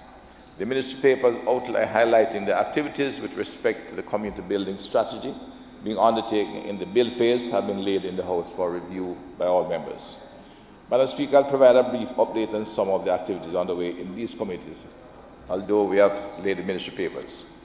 Given the advanced development states of the Mount Salem zone, activities are principally around consolidating and completion of activities towards the sustainable development of the community. So far, the Social Intervention Committee has managed the implementation of over $300 million investment in Mount Salem. The priorities and the work plan are all implemented, and only a handful of residual activities remain for the community. The committee will continue to provide oversight until the interventions are complete, and in fact will continue to operate in a different capacity in what will be the new Mount Salem after the zones of special operation is completed. Indeed, Madam Speaker, significant transformation has taken place in Mount Salem, not only in terms of the infrastructure, redevelopment and development, but the service side is improving. We have a new police station.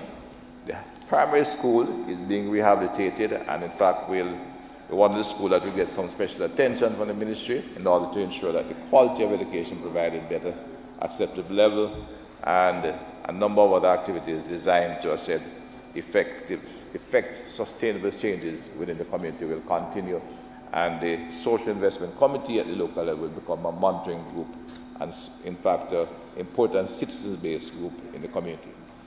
In Denham Town, capacity building of the Community Development Committee resulted in the investment of some $20 million being directly managed at the community level.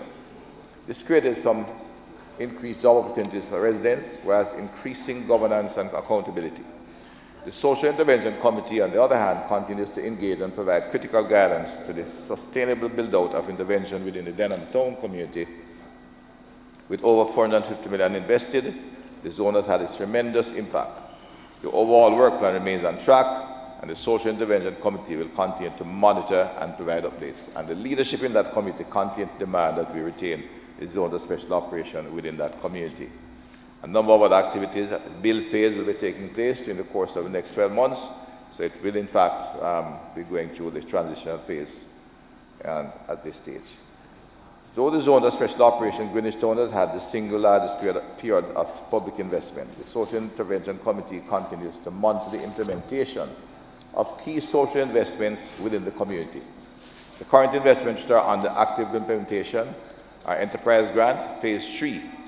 Indeed, in this particular grant, I pause to make note the fisherman who we sought to give his engine indicated to me, I'll have to go and visit him, however, that he is making a contribution to the community, and so the member of Parliament is aware, and we're very pleased. Again, showing the character of our people when given opportunity. Right? ICDP Solid Waste Management Cycle 2 infrastructure upgrade and safe passages. The work plan for the community as well as the community priority plans indicate there is need for additional investments. These are being identified and the required allocations are being considered. Augustown continues to show promising results. The Social Investment Committee continues to engage and provide critical guidance to the sustainable build-out of intervention within the area. With over $200 million committed to date, the zone remains on track and will achieve its intended objective of a safer and better community. The Norwest Zone is earmarked for significant build-out of much-needed infrastructure, including supporting the rehabilitation of road and water supply. In the interim, several short-term initiatives are being executed. Currently, there are approximately $300 million in approval projects to be implemented in the community. These investments are projected to be implemented over the next 12 to 24 months.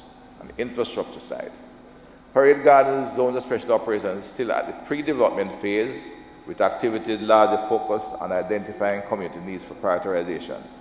The Social Intervention Committee is developing an overall work plan to identify the level of public investment required to address the developmental challenges in the community. The plan will be finalized in the coming months and the identification of funding confirmed.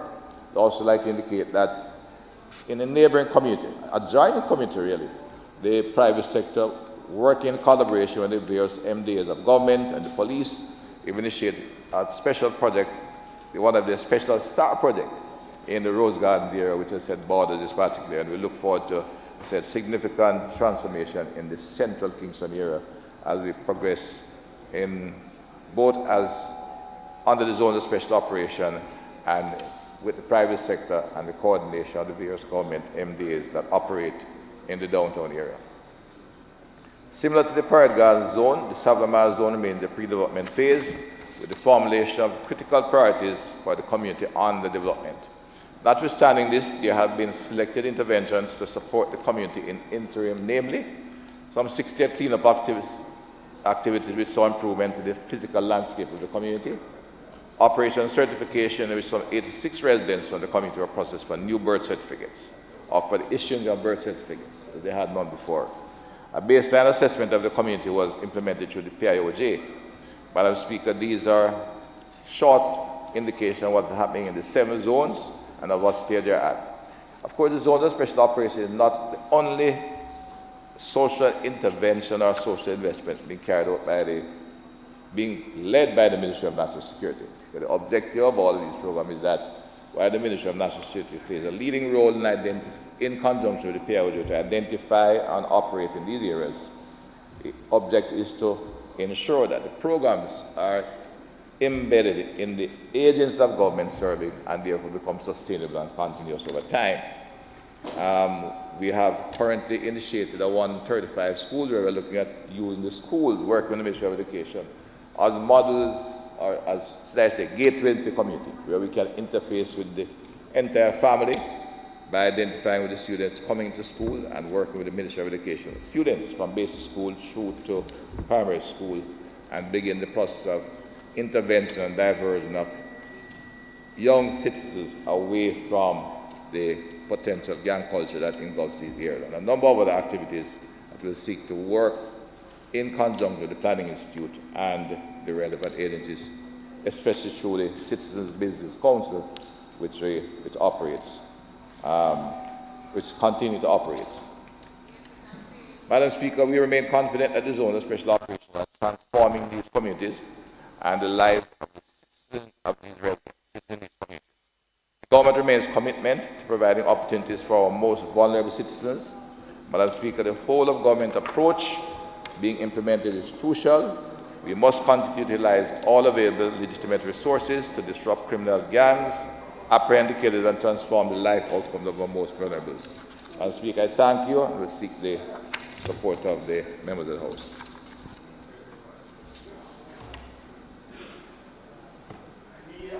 Yeah, thank you.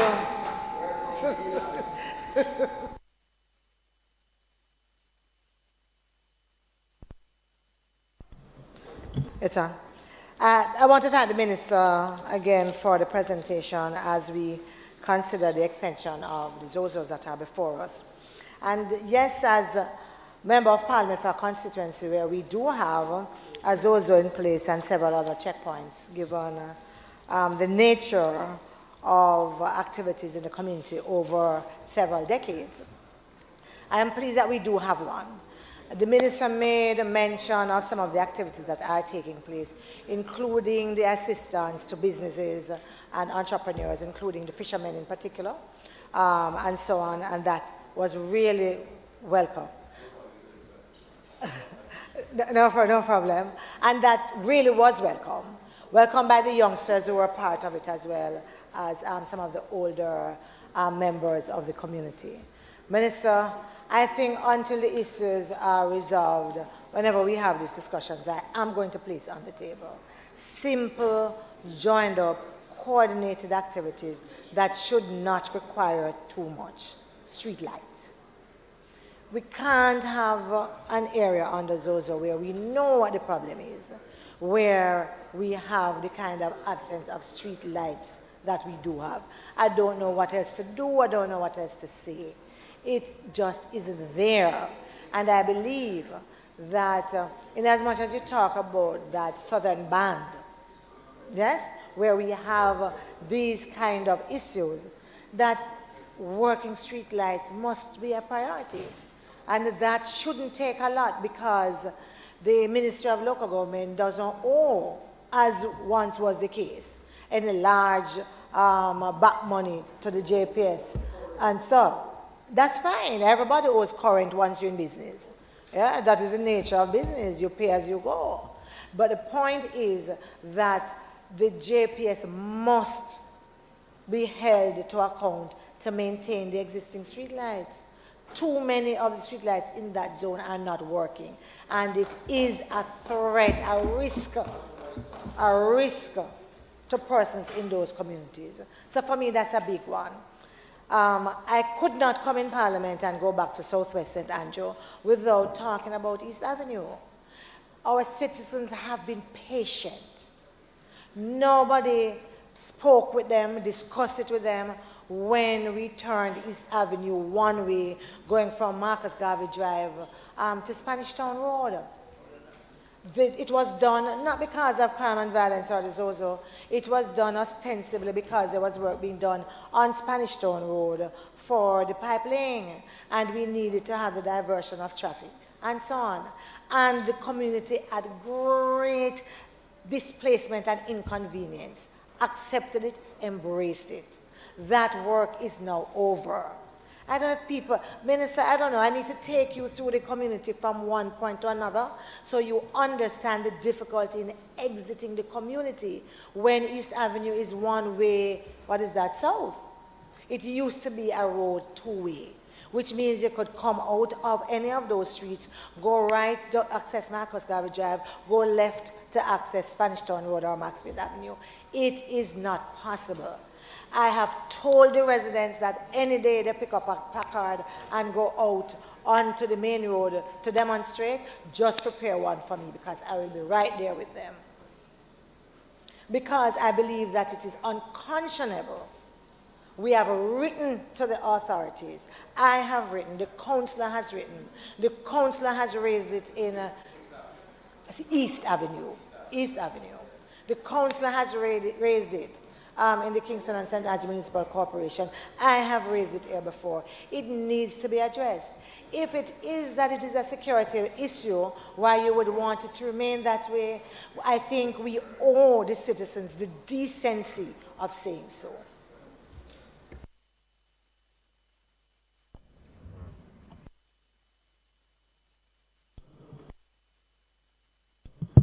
Yes, Minister Malahoo.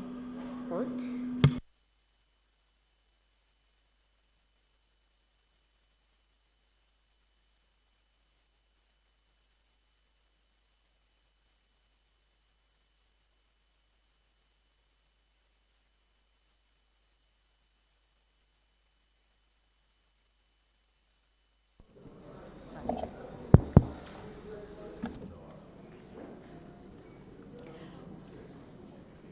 Madam Speaker, I rise to support the 7 law reform zones of special operations, special security and community development measures, extension of period of operation resolutions for Mount Salem zone, the Savlamar zone, the Norwood Community Zone, Parade Gardens, Denham Town, Greenwich Town, August Town.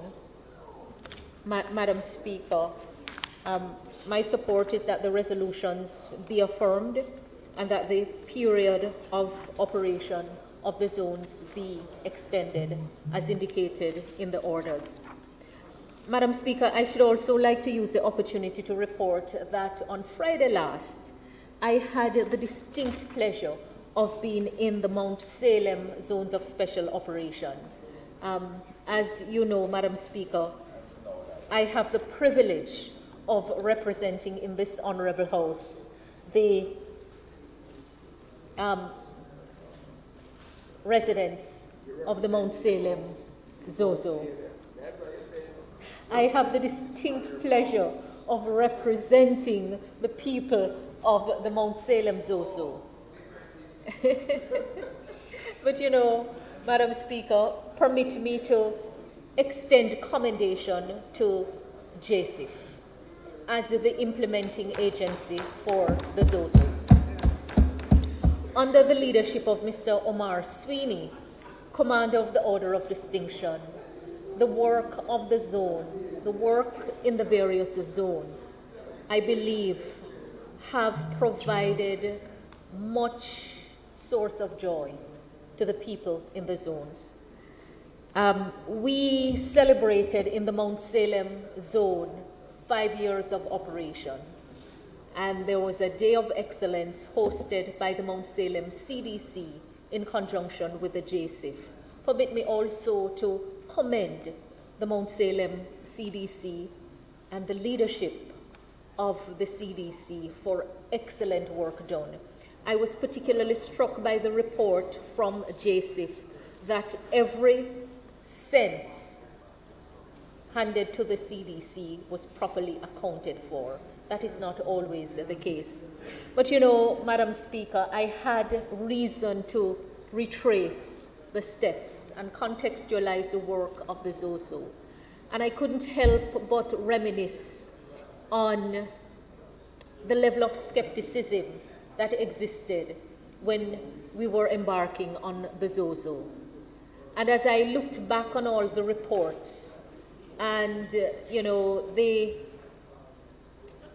decrying of the Zozo, it was said that Prime Minister Holness and myself in particular were embarking on an abuse of the rights of the people and a number of negative things. But you know, Madam Speaker, everyone present in Mount Salem was singing the same tune, that it was the best thing that happened. There were no abuse of rights. The challenges as they arose were dealt with. The officers were professional, and you recall that human rights training is part of the legislation. And I stood there with such mixed emotion because it was a reminder that we need to have faith. We may not immediately understand or buy into the vision of the government in its efforts to deal with the crime problem, to deal with the development problems, but that what we are doing is thought out, is really thought out. And a lot of the concerns that people need to have raised have turned out to be unfounded, because the way the zones have been operationalized, today the call is for more zones. And I think it is something that the government is looking on. But I say that to make the parallel because we have other security measures that we're dealing with, for which it's been difficult to get buy-in in the parliament on. But the people who live in these communities are experiencing the benefits that are derived from the various operations. And as we move to extend the period of operation, I just want to say we need to heed the lessons learned from the zones, that not every fear will be realized, that the government is not embarking on any mission of abusing people's rights, but that every day the conduct of the criminal element impair the exercise of rights by ordinary Jamaicans. We have become prisoners in our own homes because we can't move freely. And you know, Madam Speaker, I'm just delighted, extraordinarily so, on behalf of the people of Mount Salem, to see the positive difference that the operations of the zones of special operations have made in their lives, and the transformation, and that without exception, everyone in the community hail the success, the overwhelming success of this law reform initiative. So, Madam Speaker, I support the resolution and I look forward to they being affirmed. Thank you.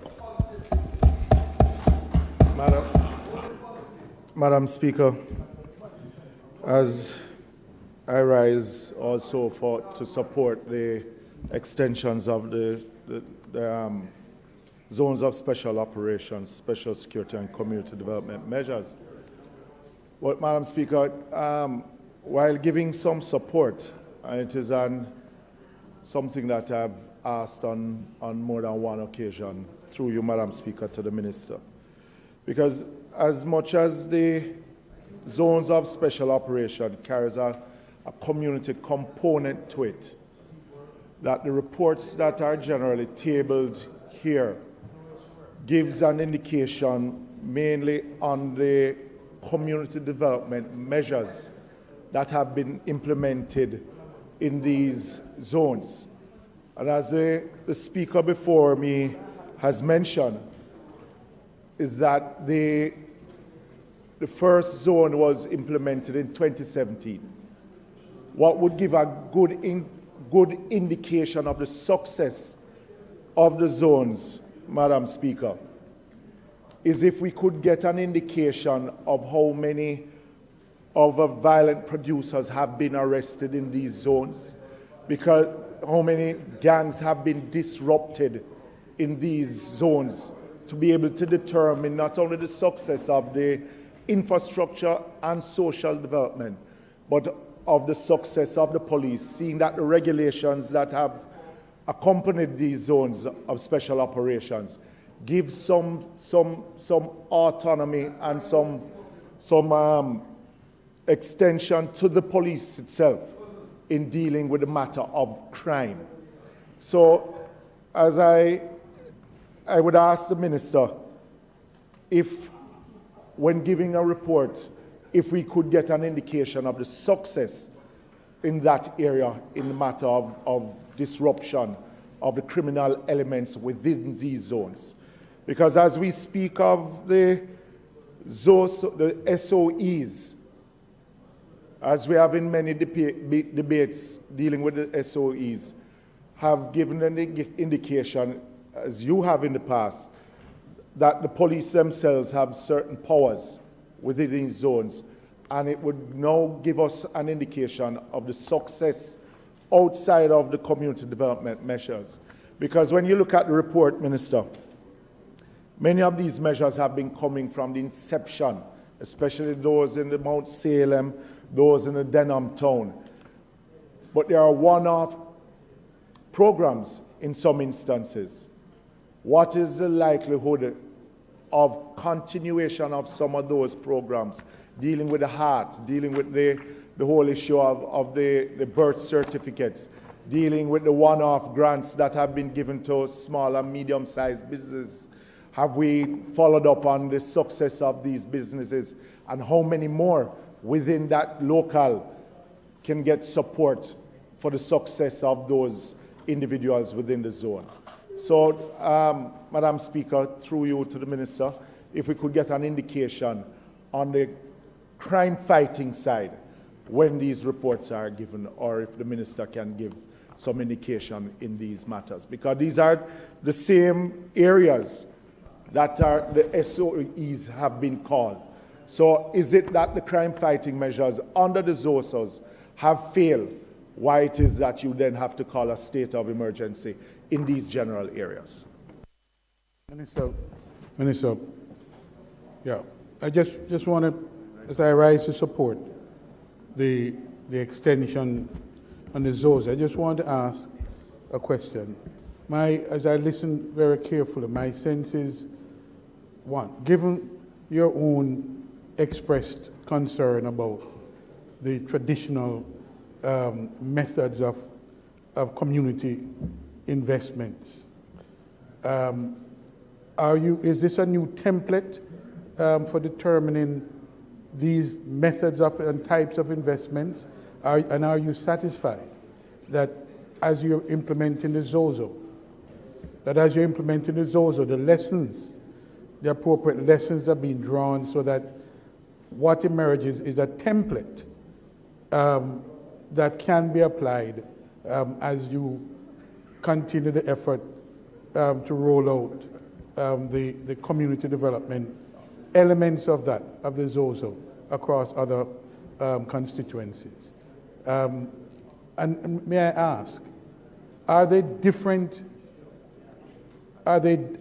components of the ZOZO, the community development element, are they different in different constituents, in different ZOZOs, or the same prescription being applied across each of the zones?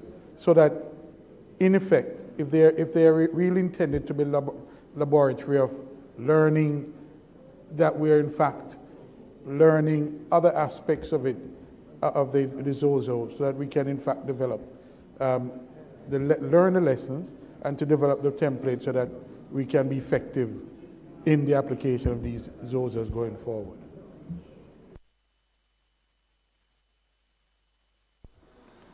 All right.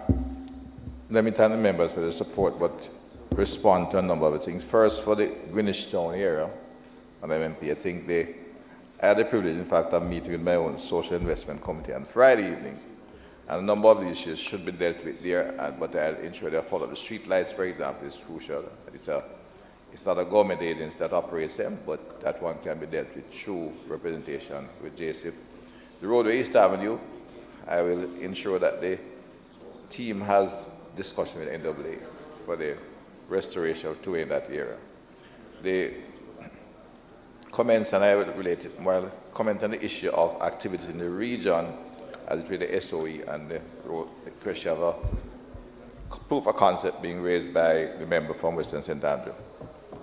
But for the impact of security, we have had data on it. I'm sorry these reports did not carry them. I'll ensure they are brought to you and make a note, and on the next occasion, you'll get them to you before. There have been significant changes. Given, of course, the zone tends to be confined to a very select geographical zone. And in some cases, you get dispersion. In other cases, you have had people returning. And the case of Mount Salem, where the members just spoke from part of St. James, you have had what has happened is that while there have been a return when there's less aggressive, what appear to be less security activity, I think there have been significant increased cooperation with the police in the area, and most of the actors who have come there have in fact been reported to the police. And I think one of the most notorious individual just was reported that just skipped bail and migrated, and that's some very peculiar circumstance. We in fact expect to get him back here, but he's from that area. He was held accountable for some 9 murders, although they had evidences on 2, that one of them, in fact, was apprehended almost immediately after the incident. So they have good reason. I think it's not only 9 murders, there are several possession of illegal firearms. So there is, I think, not only reduction, but over time, an improved cooperation with citizens. There was a demonstration in the 2 of the zone in Kingston yesterday asking for the retention of the zone. There have been the rate of, or should I say, the increased level of cooperation I expect in one in particular. It's had a long history. Challenges is still mixed, but I think there has been significant improvement, and we expect to continue. The issue of SOE overlapping, yes, it has to be, because it would mean isolating these small communities and taking them out. And some of the security features are overlapping. It's a matter of extending it across the region. The zones of special operations is more in keeping with a social development model. And the object is to ensure that we institutionalize the services. For example, the issue of dealing with the schools in a special way. We have, in fact, identified some funding to start a 1 in 35 school program, which will reach out to a number of schools in the corporate area largely, and in the Southern Crescent, which you refer to by the member from South St. Andrew, to begin to work with the Ministry of Education, not as a project outside of that. The Minister is here. We have an extensive discussion how to use the school as a gateway into the community. When we identify the challenge individuals, we not only work on the community, but we work with the families to relieve some of the challenges that they have in terms of enterprise to make the parents independent, get the children the social support required through PAAC and other activities that are specially designed to ensure that we can restore the individual, so to speak, in the community. There will also be extensive eco-social services. We're having a challenge with that, which is critical to what we do in the medium term to get social workers and psychosocial services to the challenged families, because most of the Jamaican students who do psychology will not do clinical psychology, and we're having a great challenge recruiting the required clinical psychologists, where we want to launch a program on a much broader scale. But we have designed the program, and we are investing in the program, and we expect to resolve the issue as we go forward, but it's not going to be as quickly as we'd like. So the issues, the zones are providing lessons on social intervention, how we can intervene and how we administer and correct the problems to bring sustainable changes to those communities. Member from Western St. Andrew, I know you have a challenged community. And personally, I'm looking forward as we come out of this period of tight budget space. Coming out of COVID is still tight, but the minister has operated and managed his budget in a very effective way, and we'll be looking at more opportunities for the vulnerable communities and more communities that are on the list to be addressed in a very comprehensive way. But, Madam Speaker, I now move that we move for the affirmation of the resolution listed. All 7 areas that was identified in my initial presentation, and the resolution moved, Madam Speaker, so I seek the support of my members, and thank you for those.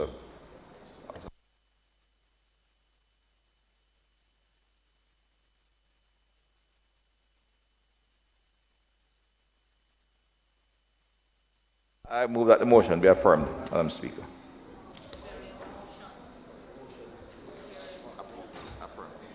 Members, the question before the House is that the motion. The motions. Yes. Aye. Have it. The motions are approved.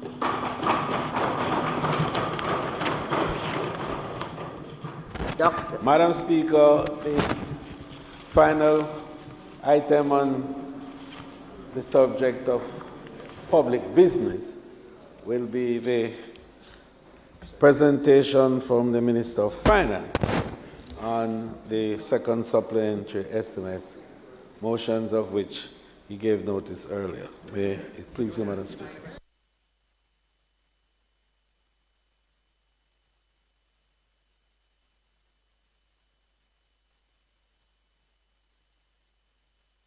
So yes, but he's.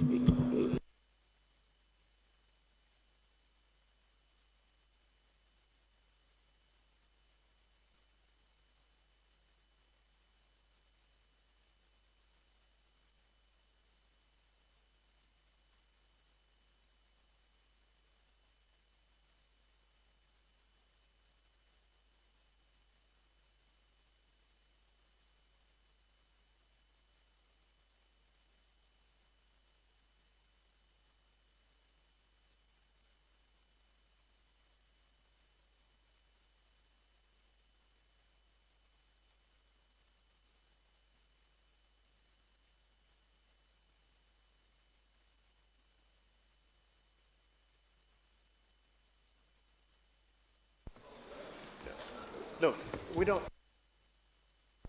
Madam Speaker, I now move for, with respect to the Charities Regulation 2022, I now move for the suspension of the standing orders to enable me to take the motion, notice of which I gave earlier. Before the House is that the standing orders be suspended to allow the Minister to take the motion, notice of which he gave earlier. Those in favour? Those against? The ayes have it. Minister. Madam Speaker, in 2013, the Charities Act, which seeks to implement the government's policy to introduce a single piece of legislation that provides for the regulation of charitable organizations and establishes a comprehensive legal and institutional framework for that purpose, was passed in the Houses of Parliament. In order to give effect to the purposes of the Act, there is need for the promulgation of regulations to further strengthen the operational and legislative framework. Further, Madam Speaker, Jamaica is seeking to be compliant with Recommendation 8 of the Financial Action Task Force's international standards by ensuring that the Supervisory Authority for the Non-Profit Sector, which is the Department of Cooperatives and Friendly Societies, the Charities Authority, is appropriately empowered to undertake effective monitoring of those charities that are at risk of being abused for terrorism financing. FATF is a global standard setter and promoter of policies for anti-money laundering and combating the financing of terrorism and proliferation of weapons of mass destruction. The FATF Recommendation 8 requires that the laws and regulations that govern non-profit organizations, I would just refer to them as NPOs going forward, be reviewed to ensure that the legal framework for regulating NPOs at risk of being abused for terrorism financing applies focused and proportionate measures in line with the risk-based approach to protect such NPOs from terrorist financing. In Jamaica, NPOs include charitable organizations falling under the remit of the Charities Act.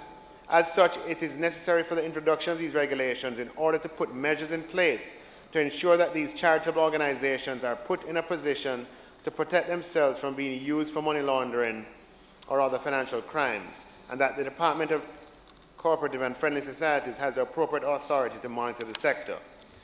Therefore, Madam Speaker, the Charities Act Regulations 2022 before us is being promulgated in accordance with Section 38(1) of the Act, which allows for the Minister, and in this case is the Minister of Industry, Investment and Commerce, to make regulations, and these regulations were introduced in the Senate and were passed in the Senate and have come to this House for passage, or for, not a passage, for approval. For the Minister to make regulations subject to affirmative resolution. These regulations include, among other things, provision for the following: additional details in relation to the application for registration as a charitable organization and the renewal of a certificate of approval. So you need more information on the persons who promote the charity and who operate the charity. The designation of protected charities, i.e. charitable organizations that are assessed to be at risk of being abused, and regulatory controls for same. See, the verification of donor identity and updating of donor information. So the days when you can just give money to a charity without having a record of the donors and keeping that on file so the DCFS can inspect, right? That's just bringing Jamaica up to standard with global standard of these things. Procedures for transaction verification and training to be provided to the authority to protect charities, as well as duties of charitable organizations to maintain donation records and practice record-keeping procedures. Prescribed form and fees for operation services, and H, offenses and sanctions. Madam Speaker, charitable organizations have featured in some of the more disturbing cases over the last several years, and they'll remain nameless. But I think you, with some effort, can recall what I might be speaking to. Madam Speaker, I will now, and hence the urgency for getting these done. Jamaica has obligations to the FATF to have these regulations strengthened and approved. Madam Speaker. So I'll now do a clause-by-clause review of the regulations. Regulation 1 provides for the short title.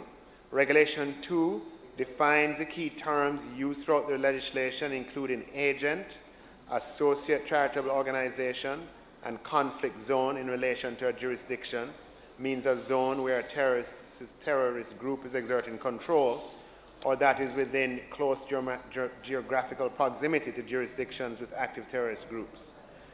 There's also a definition of donor-recipient relationship, or designated authority, means the Chief Technical Director of the FID, donor information, and protected charity.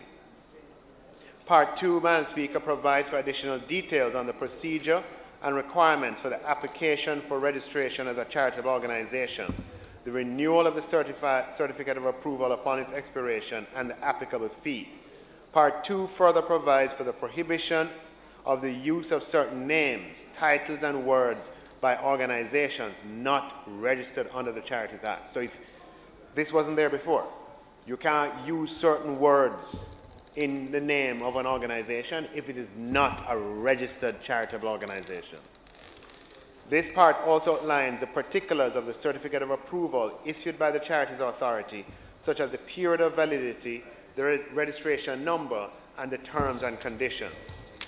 Madam Speaker, Part 3 provides for the following. 1, the designation of protected charities by the Minister on the recommendation of the Registrar of Department of Cooperative and Friendly Societies. Let's bring it up here.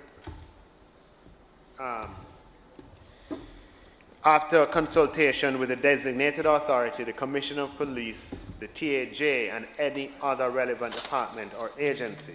So it allows us to identify protected charities that can be dealt with differently. The program's policies, procedures, and controls that are to be established and implemented by protected charities in order to, among other things, prohibit the fraudulent diversion of charitable donations intended for legitimate charitable purposes to prevent the commission of financial crimes. The procedures to prevent any protected charities from forming donor-recipient relations or from carrying out a one-off transaction with any donor unless certain criteria is met. The procedures for the verification of donor identity and the updating of donor information. 5, the requirement for protected charities to carry out due diligence procedures concerning donor information and to assess its risk in relation to money laundering and being abused for terrorism financing. 6, the requirement for the protected charity to confirm the identity, credentials, and good standing of its beneficiaries and associate charitable organizations, to document the identity of their donors and ensure that information relating to the donors be treated with confidentiality and made available upon requested authority. The transaction verification procedures that are to be maintained by protected charities is also included. And 8, the procedures where a donor to a protected charity is a body corporate. This includes the duty of the person charged with receiving the donation in a protected charity to carry out reasonable due diligence procedures concerning the identification of the body corporate and transaction verification, and provide satisfactory evidence of same in their record. So a charity receiving donations has the duty to ensure that the entity providing the donations provides basic diligence information. Again, these are standards that obtain internationally, and the challenges of being a developing country is that you don't develop evolutionarily. You are required, as part of the international community, if you have to access to the international financial system, to have standards that are compatible, or else they'll block your ability to access the financial system. These are the realities, my colleagues. But this is good for Jamaica, clearly. Okay? This is necessary for Jamaica to be the kind of place we want it to be. The 9th thing that Section 3 deals with is a requirement in respect of any wire transfer for the person conducting the wire transfer to ensure that the protected charity receives and includes in its record accurate and relevant information on funds transfers including the correct name, address, tax identification number, and account number of the persons involved. And again, this is all geared towards ensuring that when the authorities want to, if they, for whatever reason, want to probe, they can't turn up to office and you hear that no information exists. You're required by law now to have that information if you are going to be given the privilege of operating a charity that's registered under the Act and the regulations. Part 3 also requires identity verification procedures where any donor-recipient relationship or one-off transaction is being carried out by an agent of the donor, and the requirement for the governing board member of the protected charity to maintain proper accounting records to demonstrate that all charitable donations received and monies dispersed for the financial year have been used in a manner consistent with the protected charity's purpose. The requirement as well for the governing board member of a protected charity to cause its members, its employees and relevant officers to, within 6 months after the date of commencement of employment and every 2 years thereafter, receive training on, amongst other things, the compliance of the operations of a protected charity with the provisions of the Act and on the risk management and financial control procedures. It also has a requirement for the establishment of internal reporting procedures of protected charity. And Clause 14, the prohibition on a protected charity from permitting any donor to conduct any transaction with the charity by means of a numbered account, anonymous account, or any account in a fictitious name. 15, the requirement for the charity's authority to, in compliance with the FATF recommendations, provide guidance for the implementation of due diligence procedures and the relevant training of the governing board members, relevant officers, and other employees of protected charities. Clause 16, the requirement for the governing board members of a protected charity to review the activities of its branches and subsidiaries outside of Jamaica to ensure compliance with the Act and regulations. Clause 17, the non-derogation of the authority's power to suspend or revoke the approval of registrations of a protected charity where such charity fails to comply with any provisions of the Act. And Clause 18, the appeal of the decisions of the authority to the Charities Appeal Tribunal. Madam Speaker, Part 4 is the general provisions with respect to all registered charitable organizations. Provisions relating to a registered charitable organization. This part provides for the treatment and operation of any entity that is registered as a charitable organization. This includes provisions in relation to A, persons appointed by the authority to audit and examine the management, operations, finances, and accounts of the institution. B, the prohibition on the use of a charitable organization for any purpose other than its charitable purpose. Use of donations. This part stipulates the requirement for any donation that is accepted by or on behalf of a registered charitable organization to be applied in accordance with the regulations. The part also establishes, so you can't have funds in a charitable organization and use it for other purposes. It has to be used for the stated purposes of that charity. The part also establishes the requirement for the registered charitable organization to notify the Commissioner General in writing of any refund of a tax-deductible donation. An offense is created for contravention of this regulation. There's a duty to maintain donation records. This part provides for the duty of the registered charitable organization to maintain records and specifies how such records are to be kept. The duty to the donor. This part provides for the duty of the registered charitable organization that conducts a fundraising activity and the procedure where a commercial fundraiser is engaged by a registered charitable organization. Duty to furnish documents. This part stipulates the requirement for a registered charitable organization to furnish the financial statement, report, and other documents complied by the auditor within 3 months after the end of each financial year.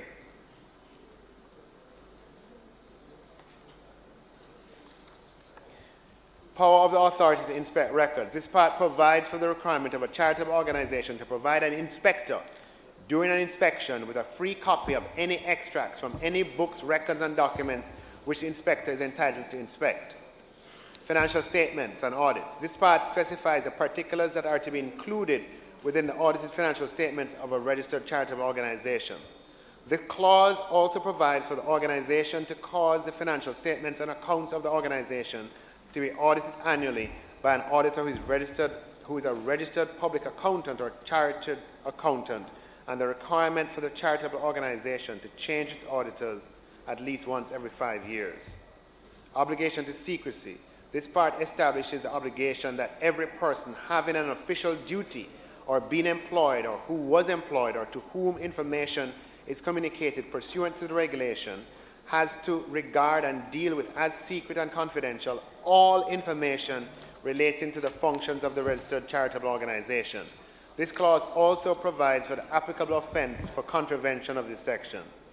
Offenses. This part specifies the offenses for any persons who willfully commits any action that would obstruct the operation of the provisions of the regulations and provides for the applicable penalty. Offense by unincorporated body. This part indicates the liability of a governing board member, officer, or employee of a registered charitable organization that has not been incorporated. Transitional provision for pre-existing donors. This part applies the obligations of a registered charitable organization to any donor in respect of any donor-recipient relationship formed by the registered charitable organization prior to the relevant date, which is the date the regulations come into effect.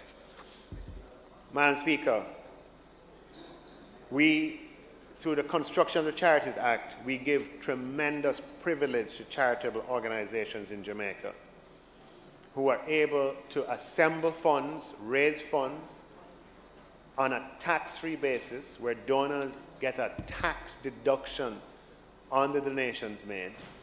We also allow registered charities to import items free of duty and to generally conduct themselves without an obligation for taxation. They also don't pay taxes on any surplus that they generate in any particular year. It is incumbent upon us, therefore, to ensure that charitable organizations act appropriately and in keeping with the intent of their founding and the intent of the Charities regulation. Around the world, and indeed in Jamaica, when regulations with respect to charities are loose, it permits charities, given the leeway I just described, for being used for nefarious purposes. And there are many examples in Jamaica and overseas where this risk has materialized. And it is for that reason that in the peer review process of Jamaica's architecture, this weakness was pointed out by the Financial Action Task Force. And given the obligations Jamaica has, the treaties and agreements that we are signatories to, we are obligated to plug those weaknesses with the regulations that were introduced by the Minister of Industry, Investment and Commerce in the Senate and which are here before us. These regulations definitely ask charities, donors, recipients to operate according to a higher standard, and that transition will be challenging and will be difficult, but it's a transition that we have to make as a responsible global citizen. You will note that certain financial institutions don't want to deal with charities because these kind of regulations are not in effect, and therefore they believe they are not protected. What we will find is that with strong regulations, such as these that are going to be in place, the ability of charities to operate within our and to gain the confidence of service providers, financial service providers and others, will be greatly enhanced. Madam Speaker, we have a commitment to FATF to have these regulations approved in Jamaica. As I said, they're approved in the Senate, and they just need to be approved in this House, which will allow us to fulfill a very important obligation to the Financial Action Task Force. And the only remaining legislative action now would be the changes to the Companies Act to update the beneficial ownership regime, which will be coming in the new year. I now ask, Madam Speaker, the House to, obviously to hear first from the opposition, and then I will ask. Thank you. Thank you, Madam Speaker. Madam Speaker, the opposition is not against the proposed changes that are being made, and we understand the motivation and the need to comply with international standards. The concern that I have is primarily for what I would call the small, genuinely based charitable organizations that have been in existence for a long time, that don't generate a lot of income or resources, that have very small personnel, and the level of administration and cost that is going to be required to comply with these standards. I know you're trying to go after the people who abuse it, but unfortunately I think the ones who are compliant are going to have a difficulty meeting the requirements, and actually may not be able to meet these requirements. They may have to take on additional staff, whether accounting, etc., which may be beyond the very limited resources that they have. So I'm not objecting to what is being proposed, and I understand why it is being proposed. I'm just expressing a concern for those organizations who I believe may struggle. But I do believe it is important to go after the loopholes, and like you, I know there are individuals and organizations that are abusing charitable status to do all manner of things. I don't know whether in that regard, with the concern raised, whether there is an opportunity for the oversight body to, I don't know if it is to provide training, to provide guidance for those charities to get to a point that they can comply with the regulations. Minister, it really, for those of us who have been either a part of or have been observing the movement in the international arena and how those have been brought directly into the domestic arrangement. That is, it really was just a matter of time before we come to this kind of discussion. And my concern really is that I think we can appreciate that there will be adverse impact of these regulations operating in the current situation that is Jamaica today. Because the raising of the standard will mean, as was mentioned earlier, that there will be some of these charities who historically have not either abused, but more importantly have made a contribution in various spaces. The question and concern I have is that all of this is happening at a pace and at a time when the education and the opportunity for training is such, I get the impression that that is a limited space, limited time, and that the fallout in consequence can be significant. And more importantly, perhaps most concerning to me is that the directors of some of these directors of these charities are usually, as I understand them, usually elderly people, many retired persons who really use their time to support these charitable organizations. And the threat or the prospect of having this sort of draconian law hanging over them is enough for them to simply say, look, this is too much worries, we're not interested, we won't continue to play this role. And therefore, you really, not only will it have a shift in standard, but a whole culture change will come about, and therefore we have to anticipate fallout in all of this. I don't know if we've done anything near a sort of impact assessment to see what these regulations will do to societies like ours, where there's a need for additionalities in so many areas, health, education, a range of areas, of social areas. And the roles are significant. Now, I want to ask, just to be clear,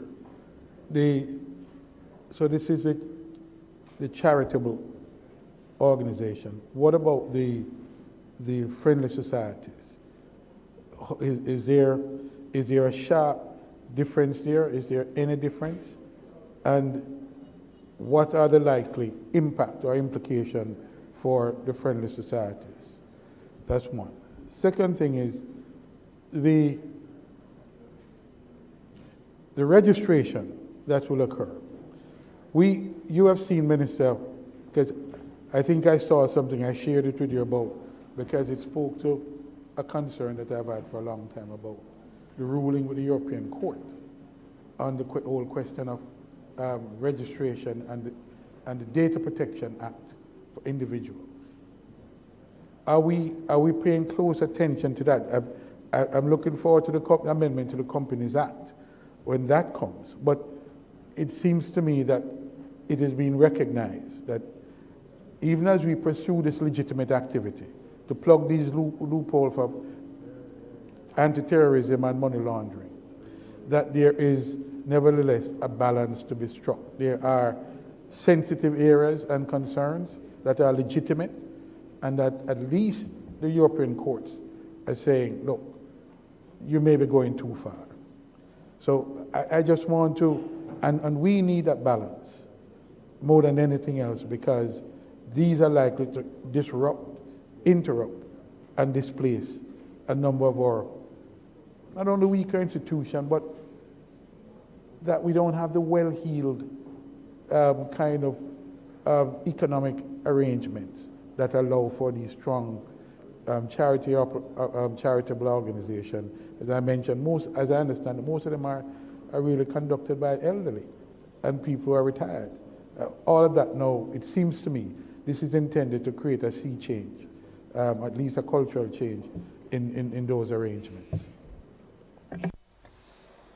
Madam Speaker, thanks to the members for their contributions. I share your concerns.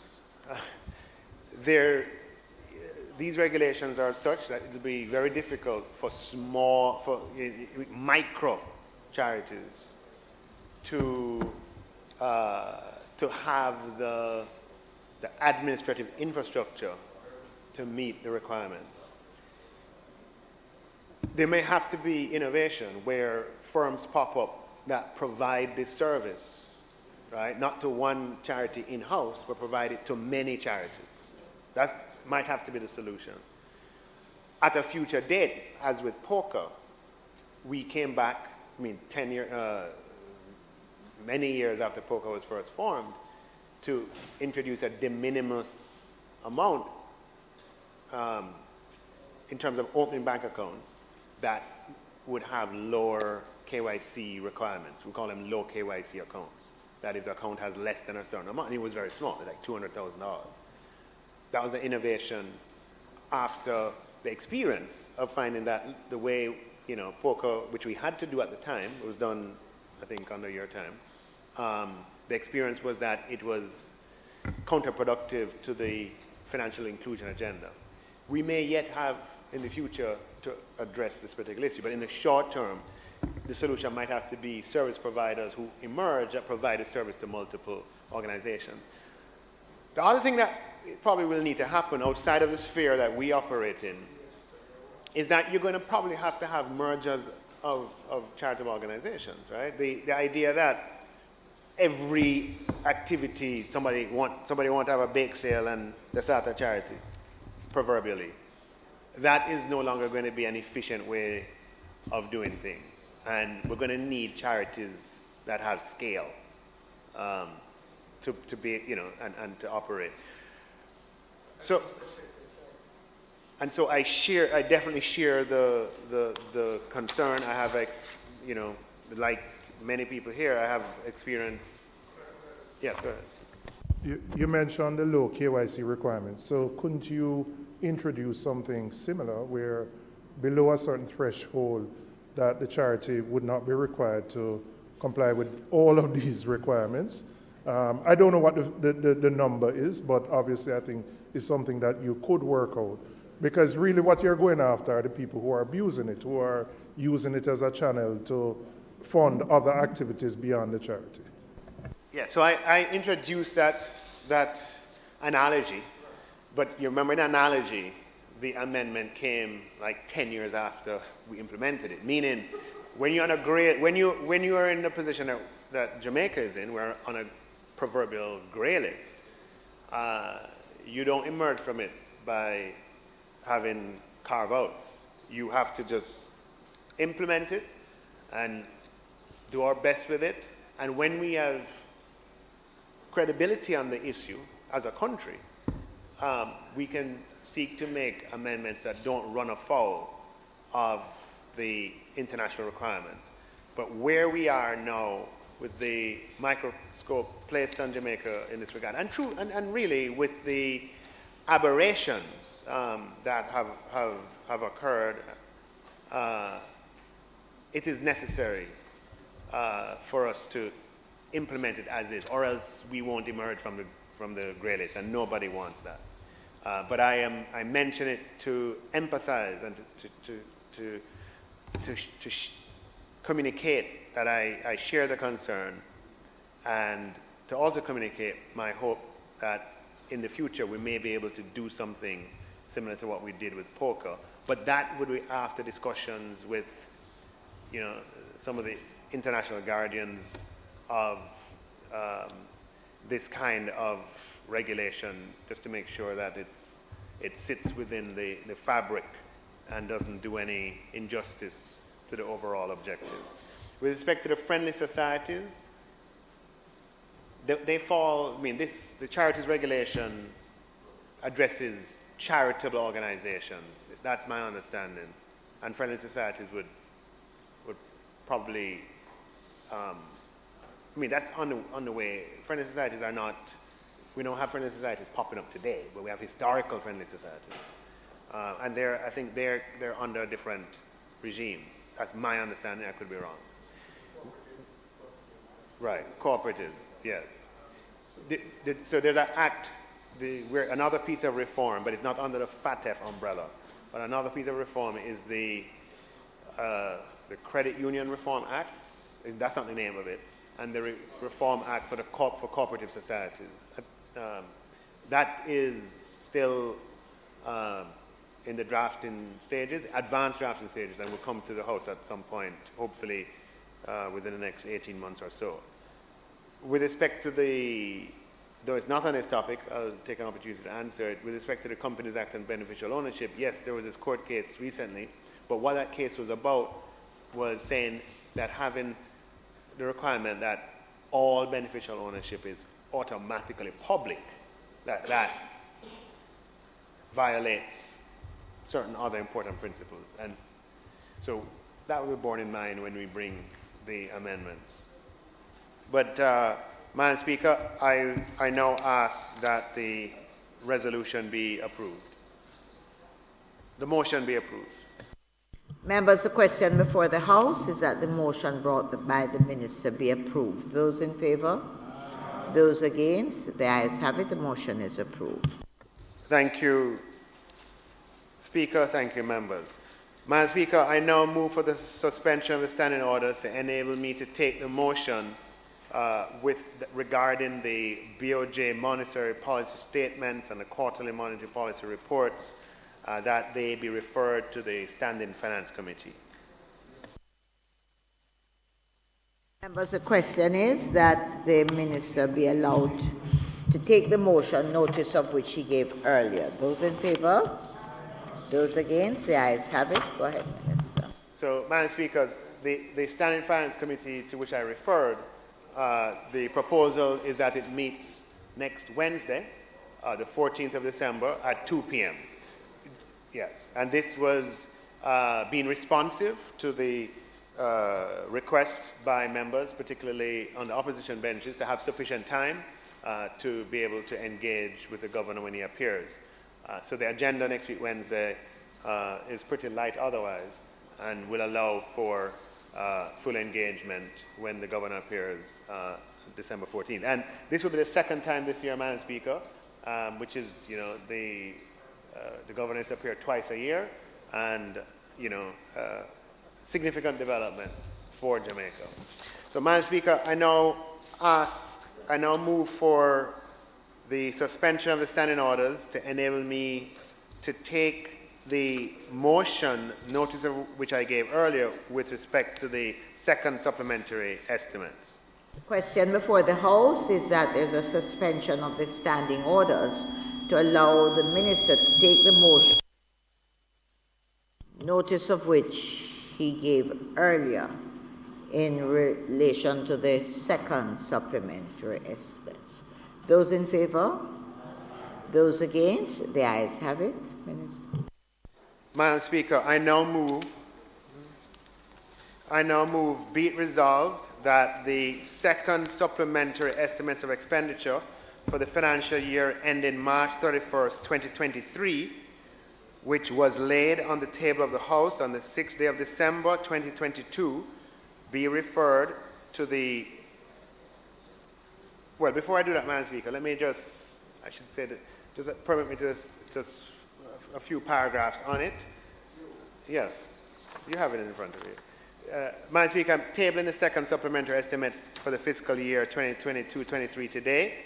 The second supplementary estimates primarily address the allocation of amounts previously captured under the contingencies in the Ministry of Finance and the Public Service head across other ministries, departments, and agencies to facilitate implementation of the new compensation system. The Government of Jamaica, having reached agreement with 17 unions and staff associations on the structure of the new compensation system, is proceeding to the implementation phase of the process. The effective date for the new compensation system is April 1st, 2022. The government is seeking to commence implementation this month with the payment of arrears and new rates to some groups. To effect these payments, the required resources need to be reflected in the relevant heads, and that is what this second supplementary estimate seeks to do. The second supplementary estimate transfers $30.4 billion from the contingencies activity of Head 20,000 to the various ministries, departments, and agencies. It should be noted that not all groups have settled, and therefore, unfortunately, a third supplementary estimate will be necessary to complete the allocation of resources to facilitate full implementation of the compensation restructure. Madam Speaker, the second supplementary estimates also provides for a one-time payment in additional subvention to the local authorities and the University Hospital of the West Indies to assist both to meet their operational expenses. This amount is $1.7 billion. This increases the central government budget for the fiscal year to $973.7 billion. The $1.7 billion in additional expenditure will be covered by additional revenue projected at $1.8 billion, as the revenue performance has improved modestly since the tabling of the first supplementary estimates. So, Madam Speaker, you want to respond? Madam Speaker, the supplementary by itself is not controversial. The minister had signaled that he would need to bring it to make the allocations to the various ministries in order to make the payments. The concern I have, Minister, is that we are on the eve, probably a week and a half or 2 weeks away from making these payments. You have settled with, I think, somewhere between 60 to 70% of the public sector.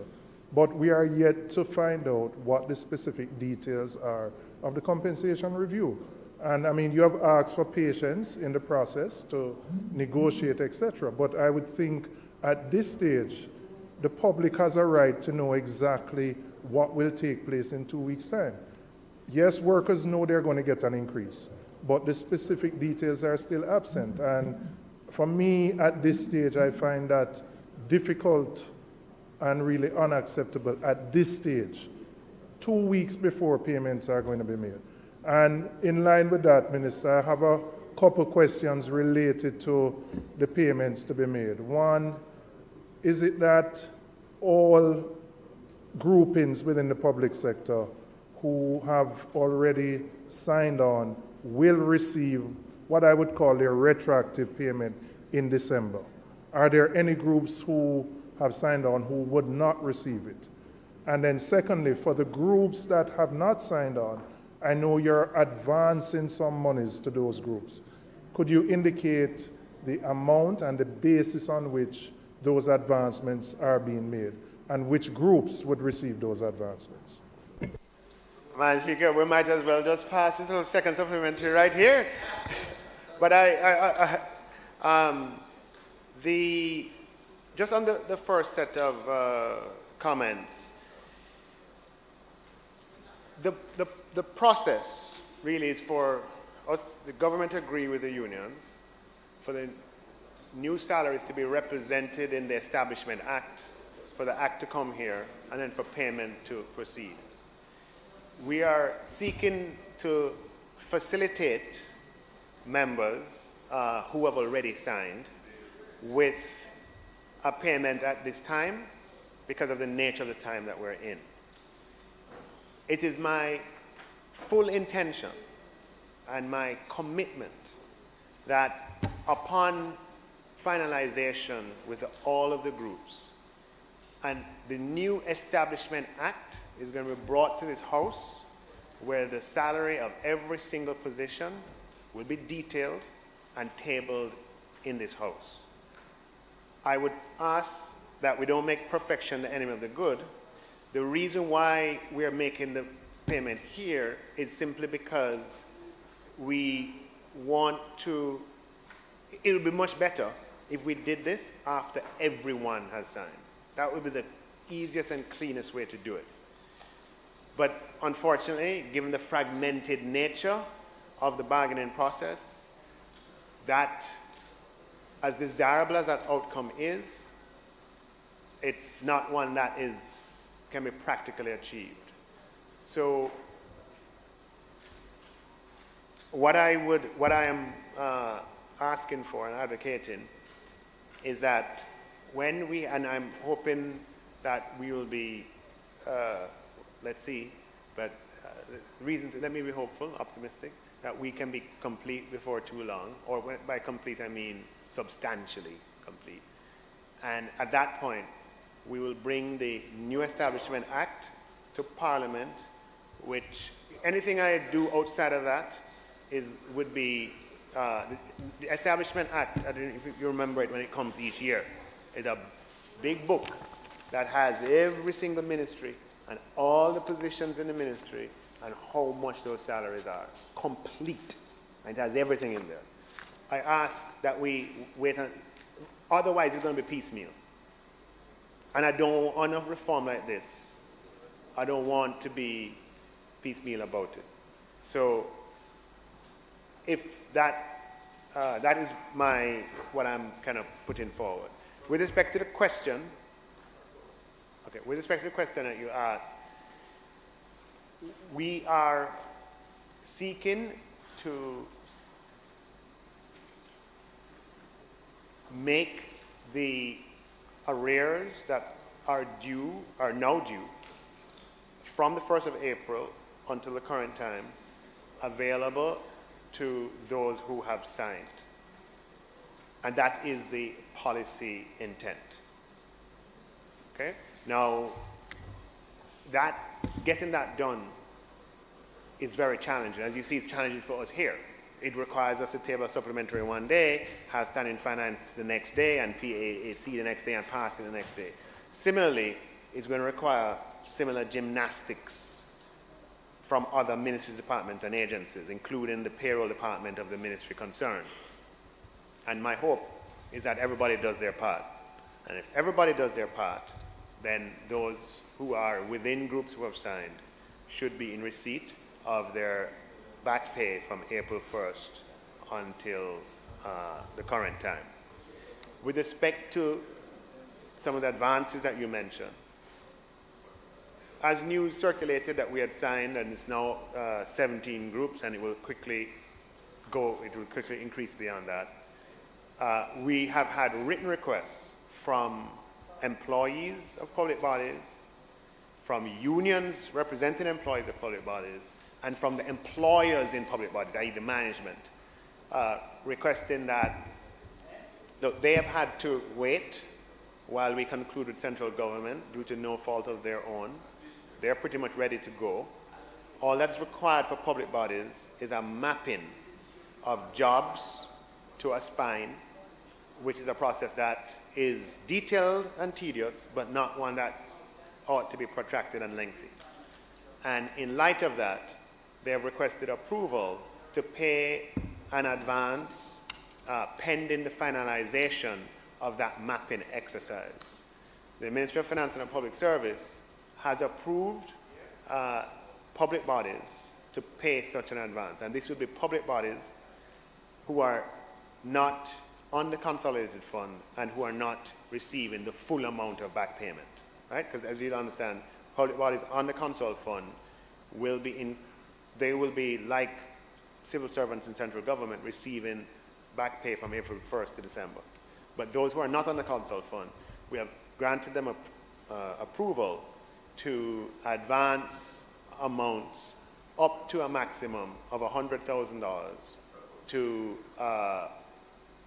members of their staff in public bodies, pending the finalization of the mapping exercise, at which point the full amount of the back pay would become due.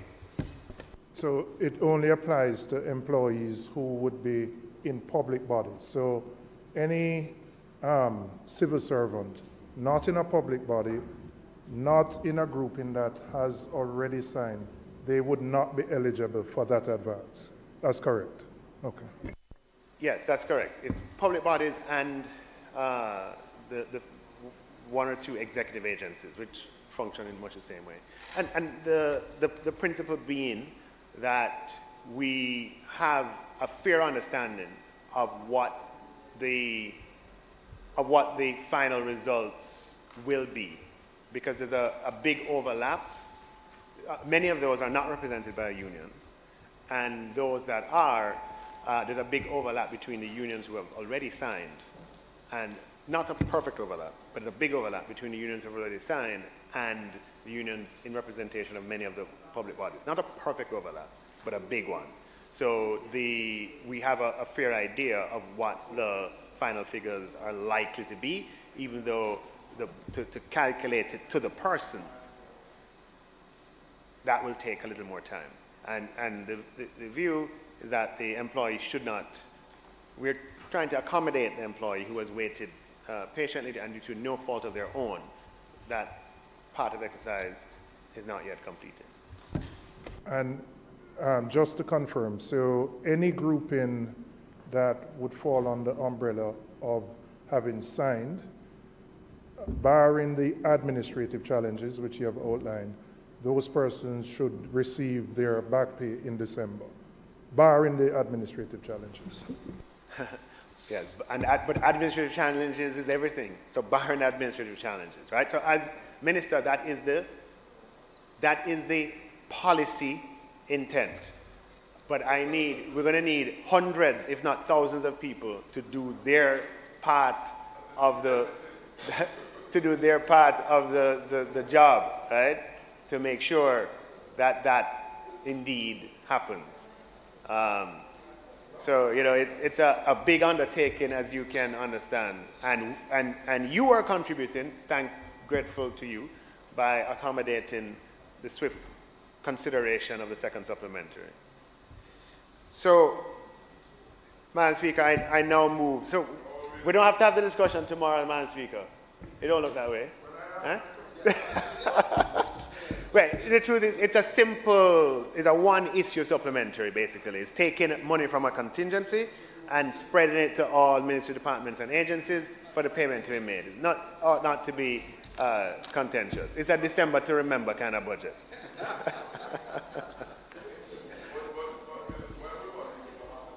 Huh? So, Madam Speaker, I now move, be it resolved that the second supplementary estimates of expenditure for the financial year ending March 31st, 2023, which was laid on the table of the House on the 6th day of December, 2022, be referred to the Public Administration and Appropriation Committee of the House of Representatives for consideration and report. Those in favor? Those against? The ayes have it. Madam Speaker, I've had opportunity to dialogue with the chairman of the PAAC and the chairman has agreed that the PAAC will meet tomorrow, Wednesday, December 8th at 7th, Wednesday, December 7th at 10 a.m. And Madam Speaker, on behalf of grateful members of the public service, civil servants rather, thanks to the chairman for accommodating the meeting tomorrow, and to the members who serve on the committee. Thank you, Madam Speaker. Yes, indeed. Madam Speaker, there's a matter which we would seek your response, and indeed, yes, for the recommittal of the item announcements, so also allow the clerk of the House to make an announcement. Members, I now seek the suspension of the standing order. Those in favor of the recommittal of the item announcements. Those in favor? Those against? The ayes have it. Members, I now seek your leave for the clerk to withdraw the Jamaica Gazette Supplemental Proclamation, Rules and Regulations, Volume 145, number 297, dated Tuesday, December 6, 2022, and number 298, dated Tuesday, December 6, 2022. Is it the wish of the House that these be withdrawn? Those in favor? Is it the wish? It is the wish of the House. The ayes have it. Madam Clerk. The Jamaica Gazette Supplement Proclamations, Rules and Regulations, Volume 145, number 20, number 297, dated Tuesday, December 6, 2022, containing the emergency powers, parishes of St. Anne, Clarendon, and St. Catherine Regulations 2022, and the Jamaica Gazette Supplement Proclamations, Rules and Regulations, Volume 145, number 298, dated Tuesday, December 6, 2022, containing the emergency powers, parishes of St. James, Westmoreland, and Hanover Regulations 2022. And now withdrawn.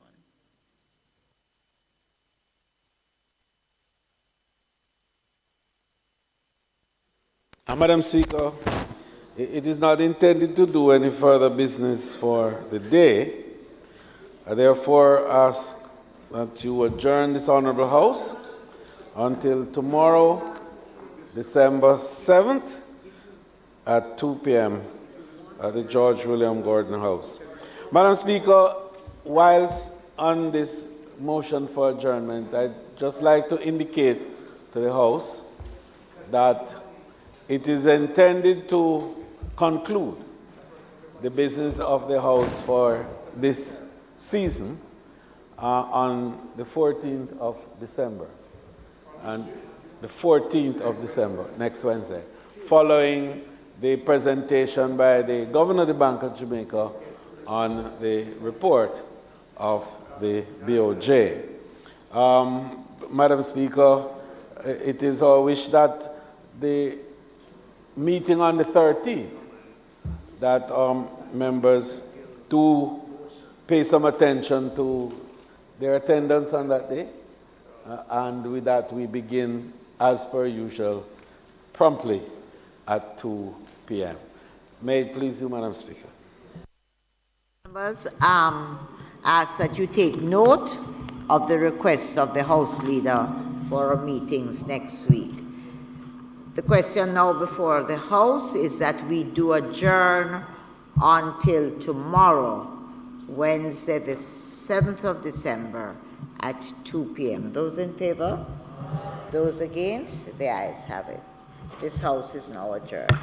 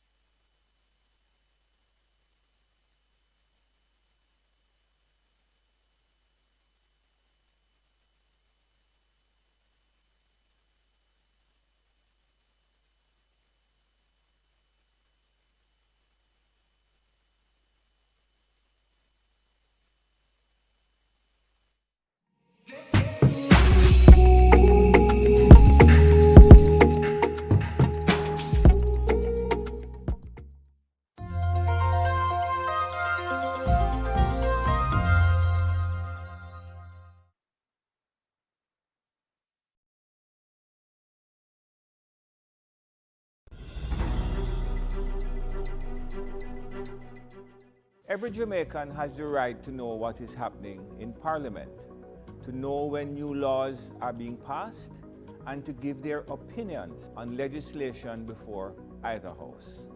Every Jamaican has the right to see their representatives in action, making laws, holding the executive to account, representing the people, working for the benefit of all Jamaicans. It is your right to observe first-hand meetings of the Senate, meetings of the House of Representatives, and the meetings of parliamentary committees. You may also take a tour of your parliament. To find out more about the Houses of Parliament, please call 876-922-0200. Follow us on Instagram and Facebook or visit our website at www.japarliament.gov.my.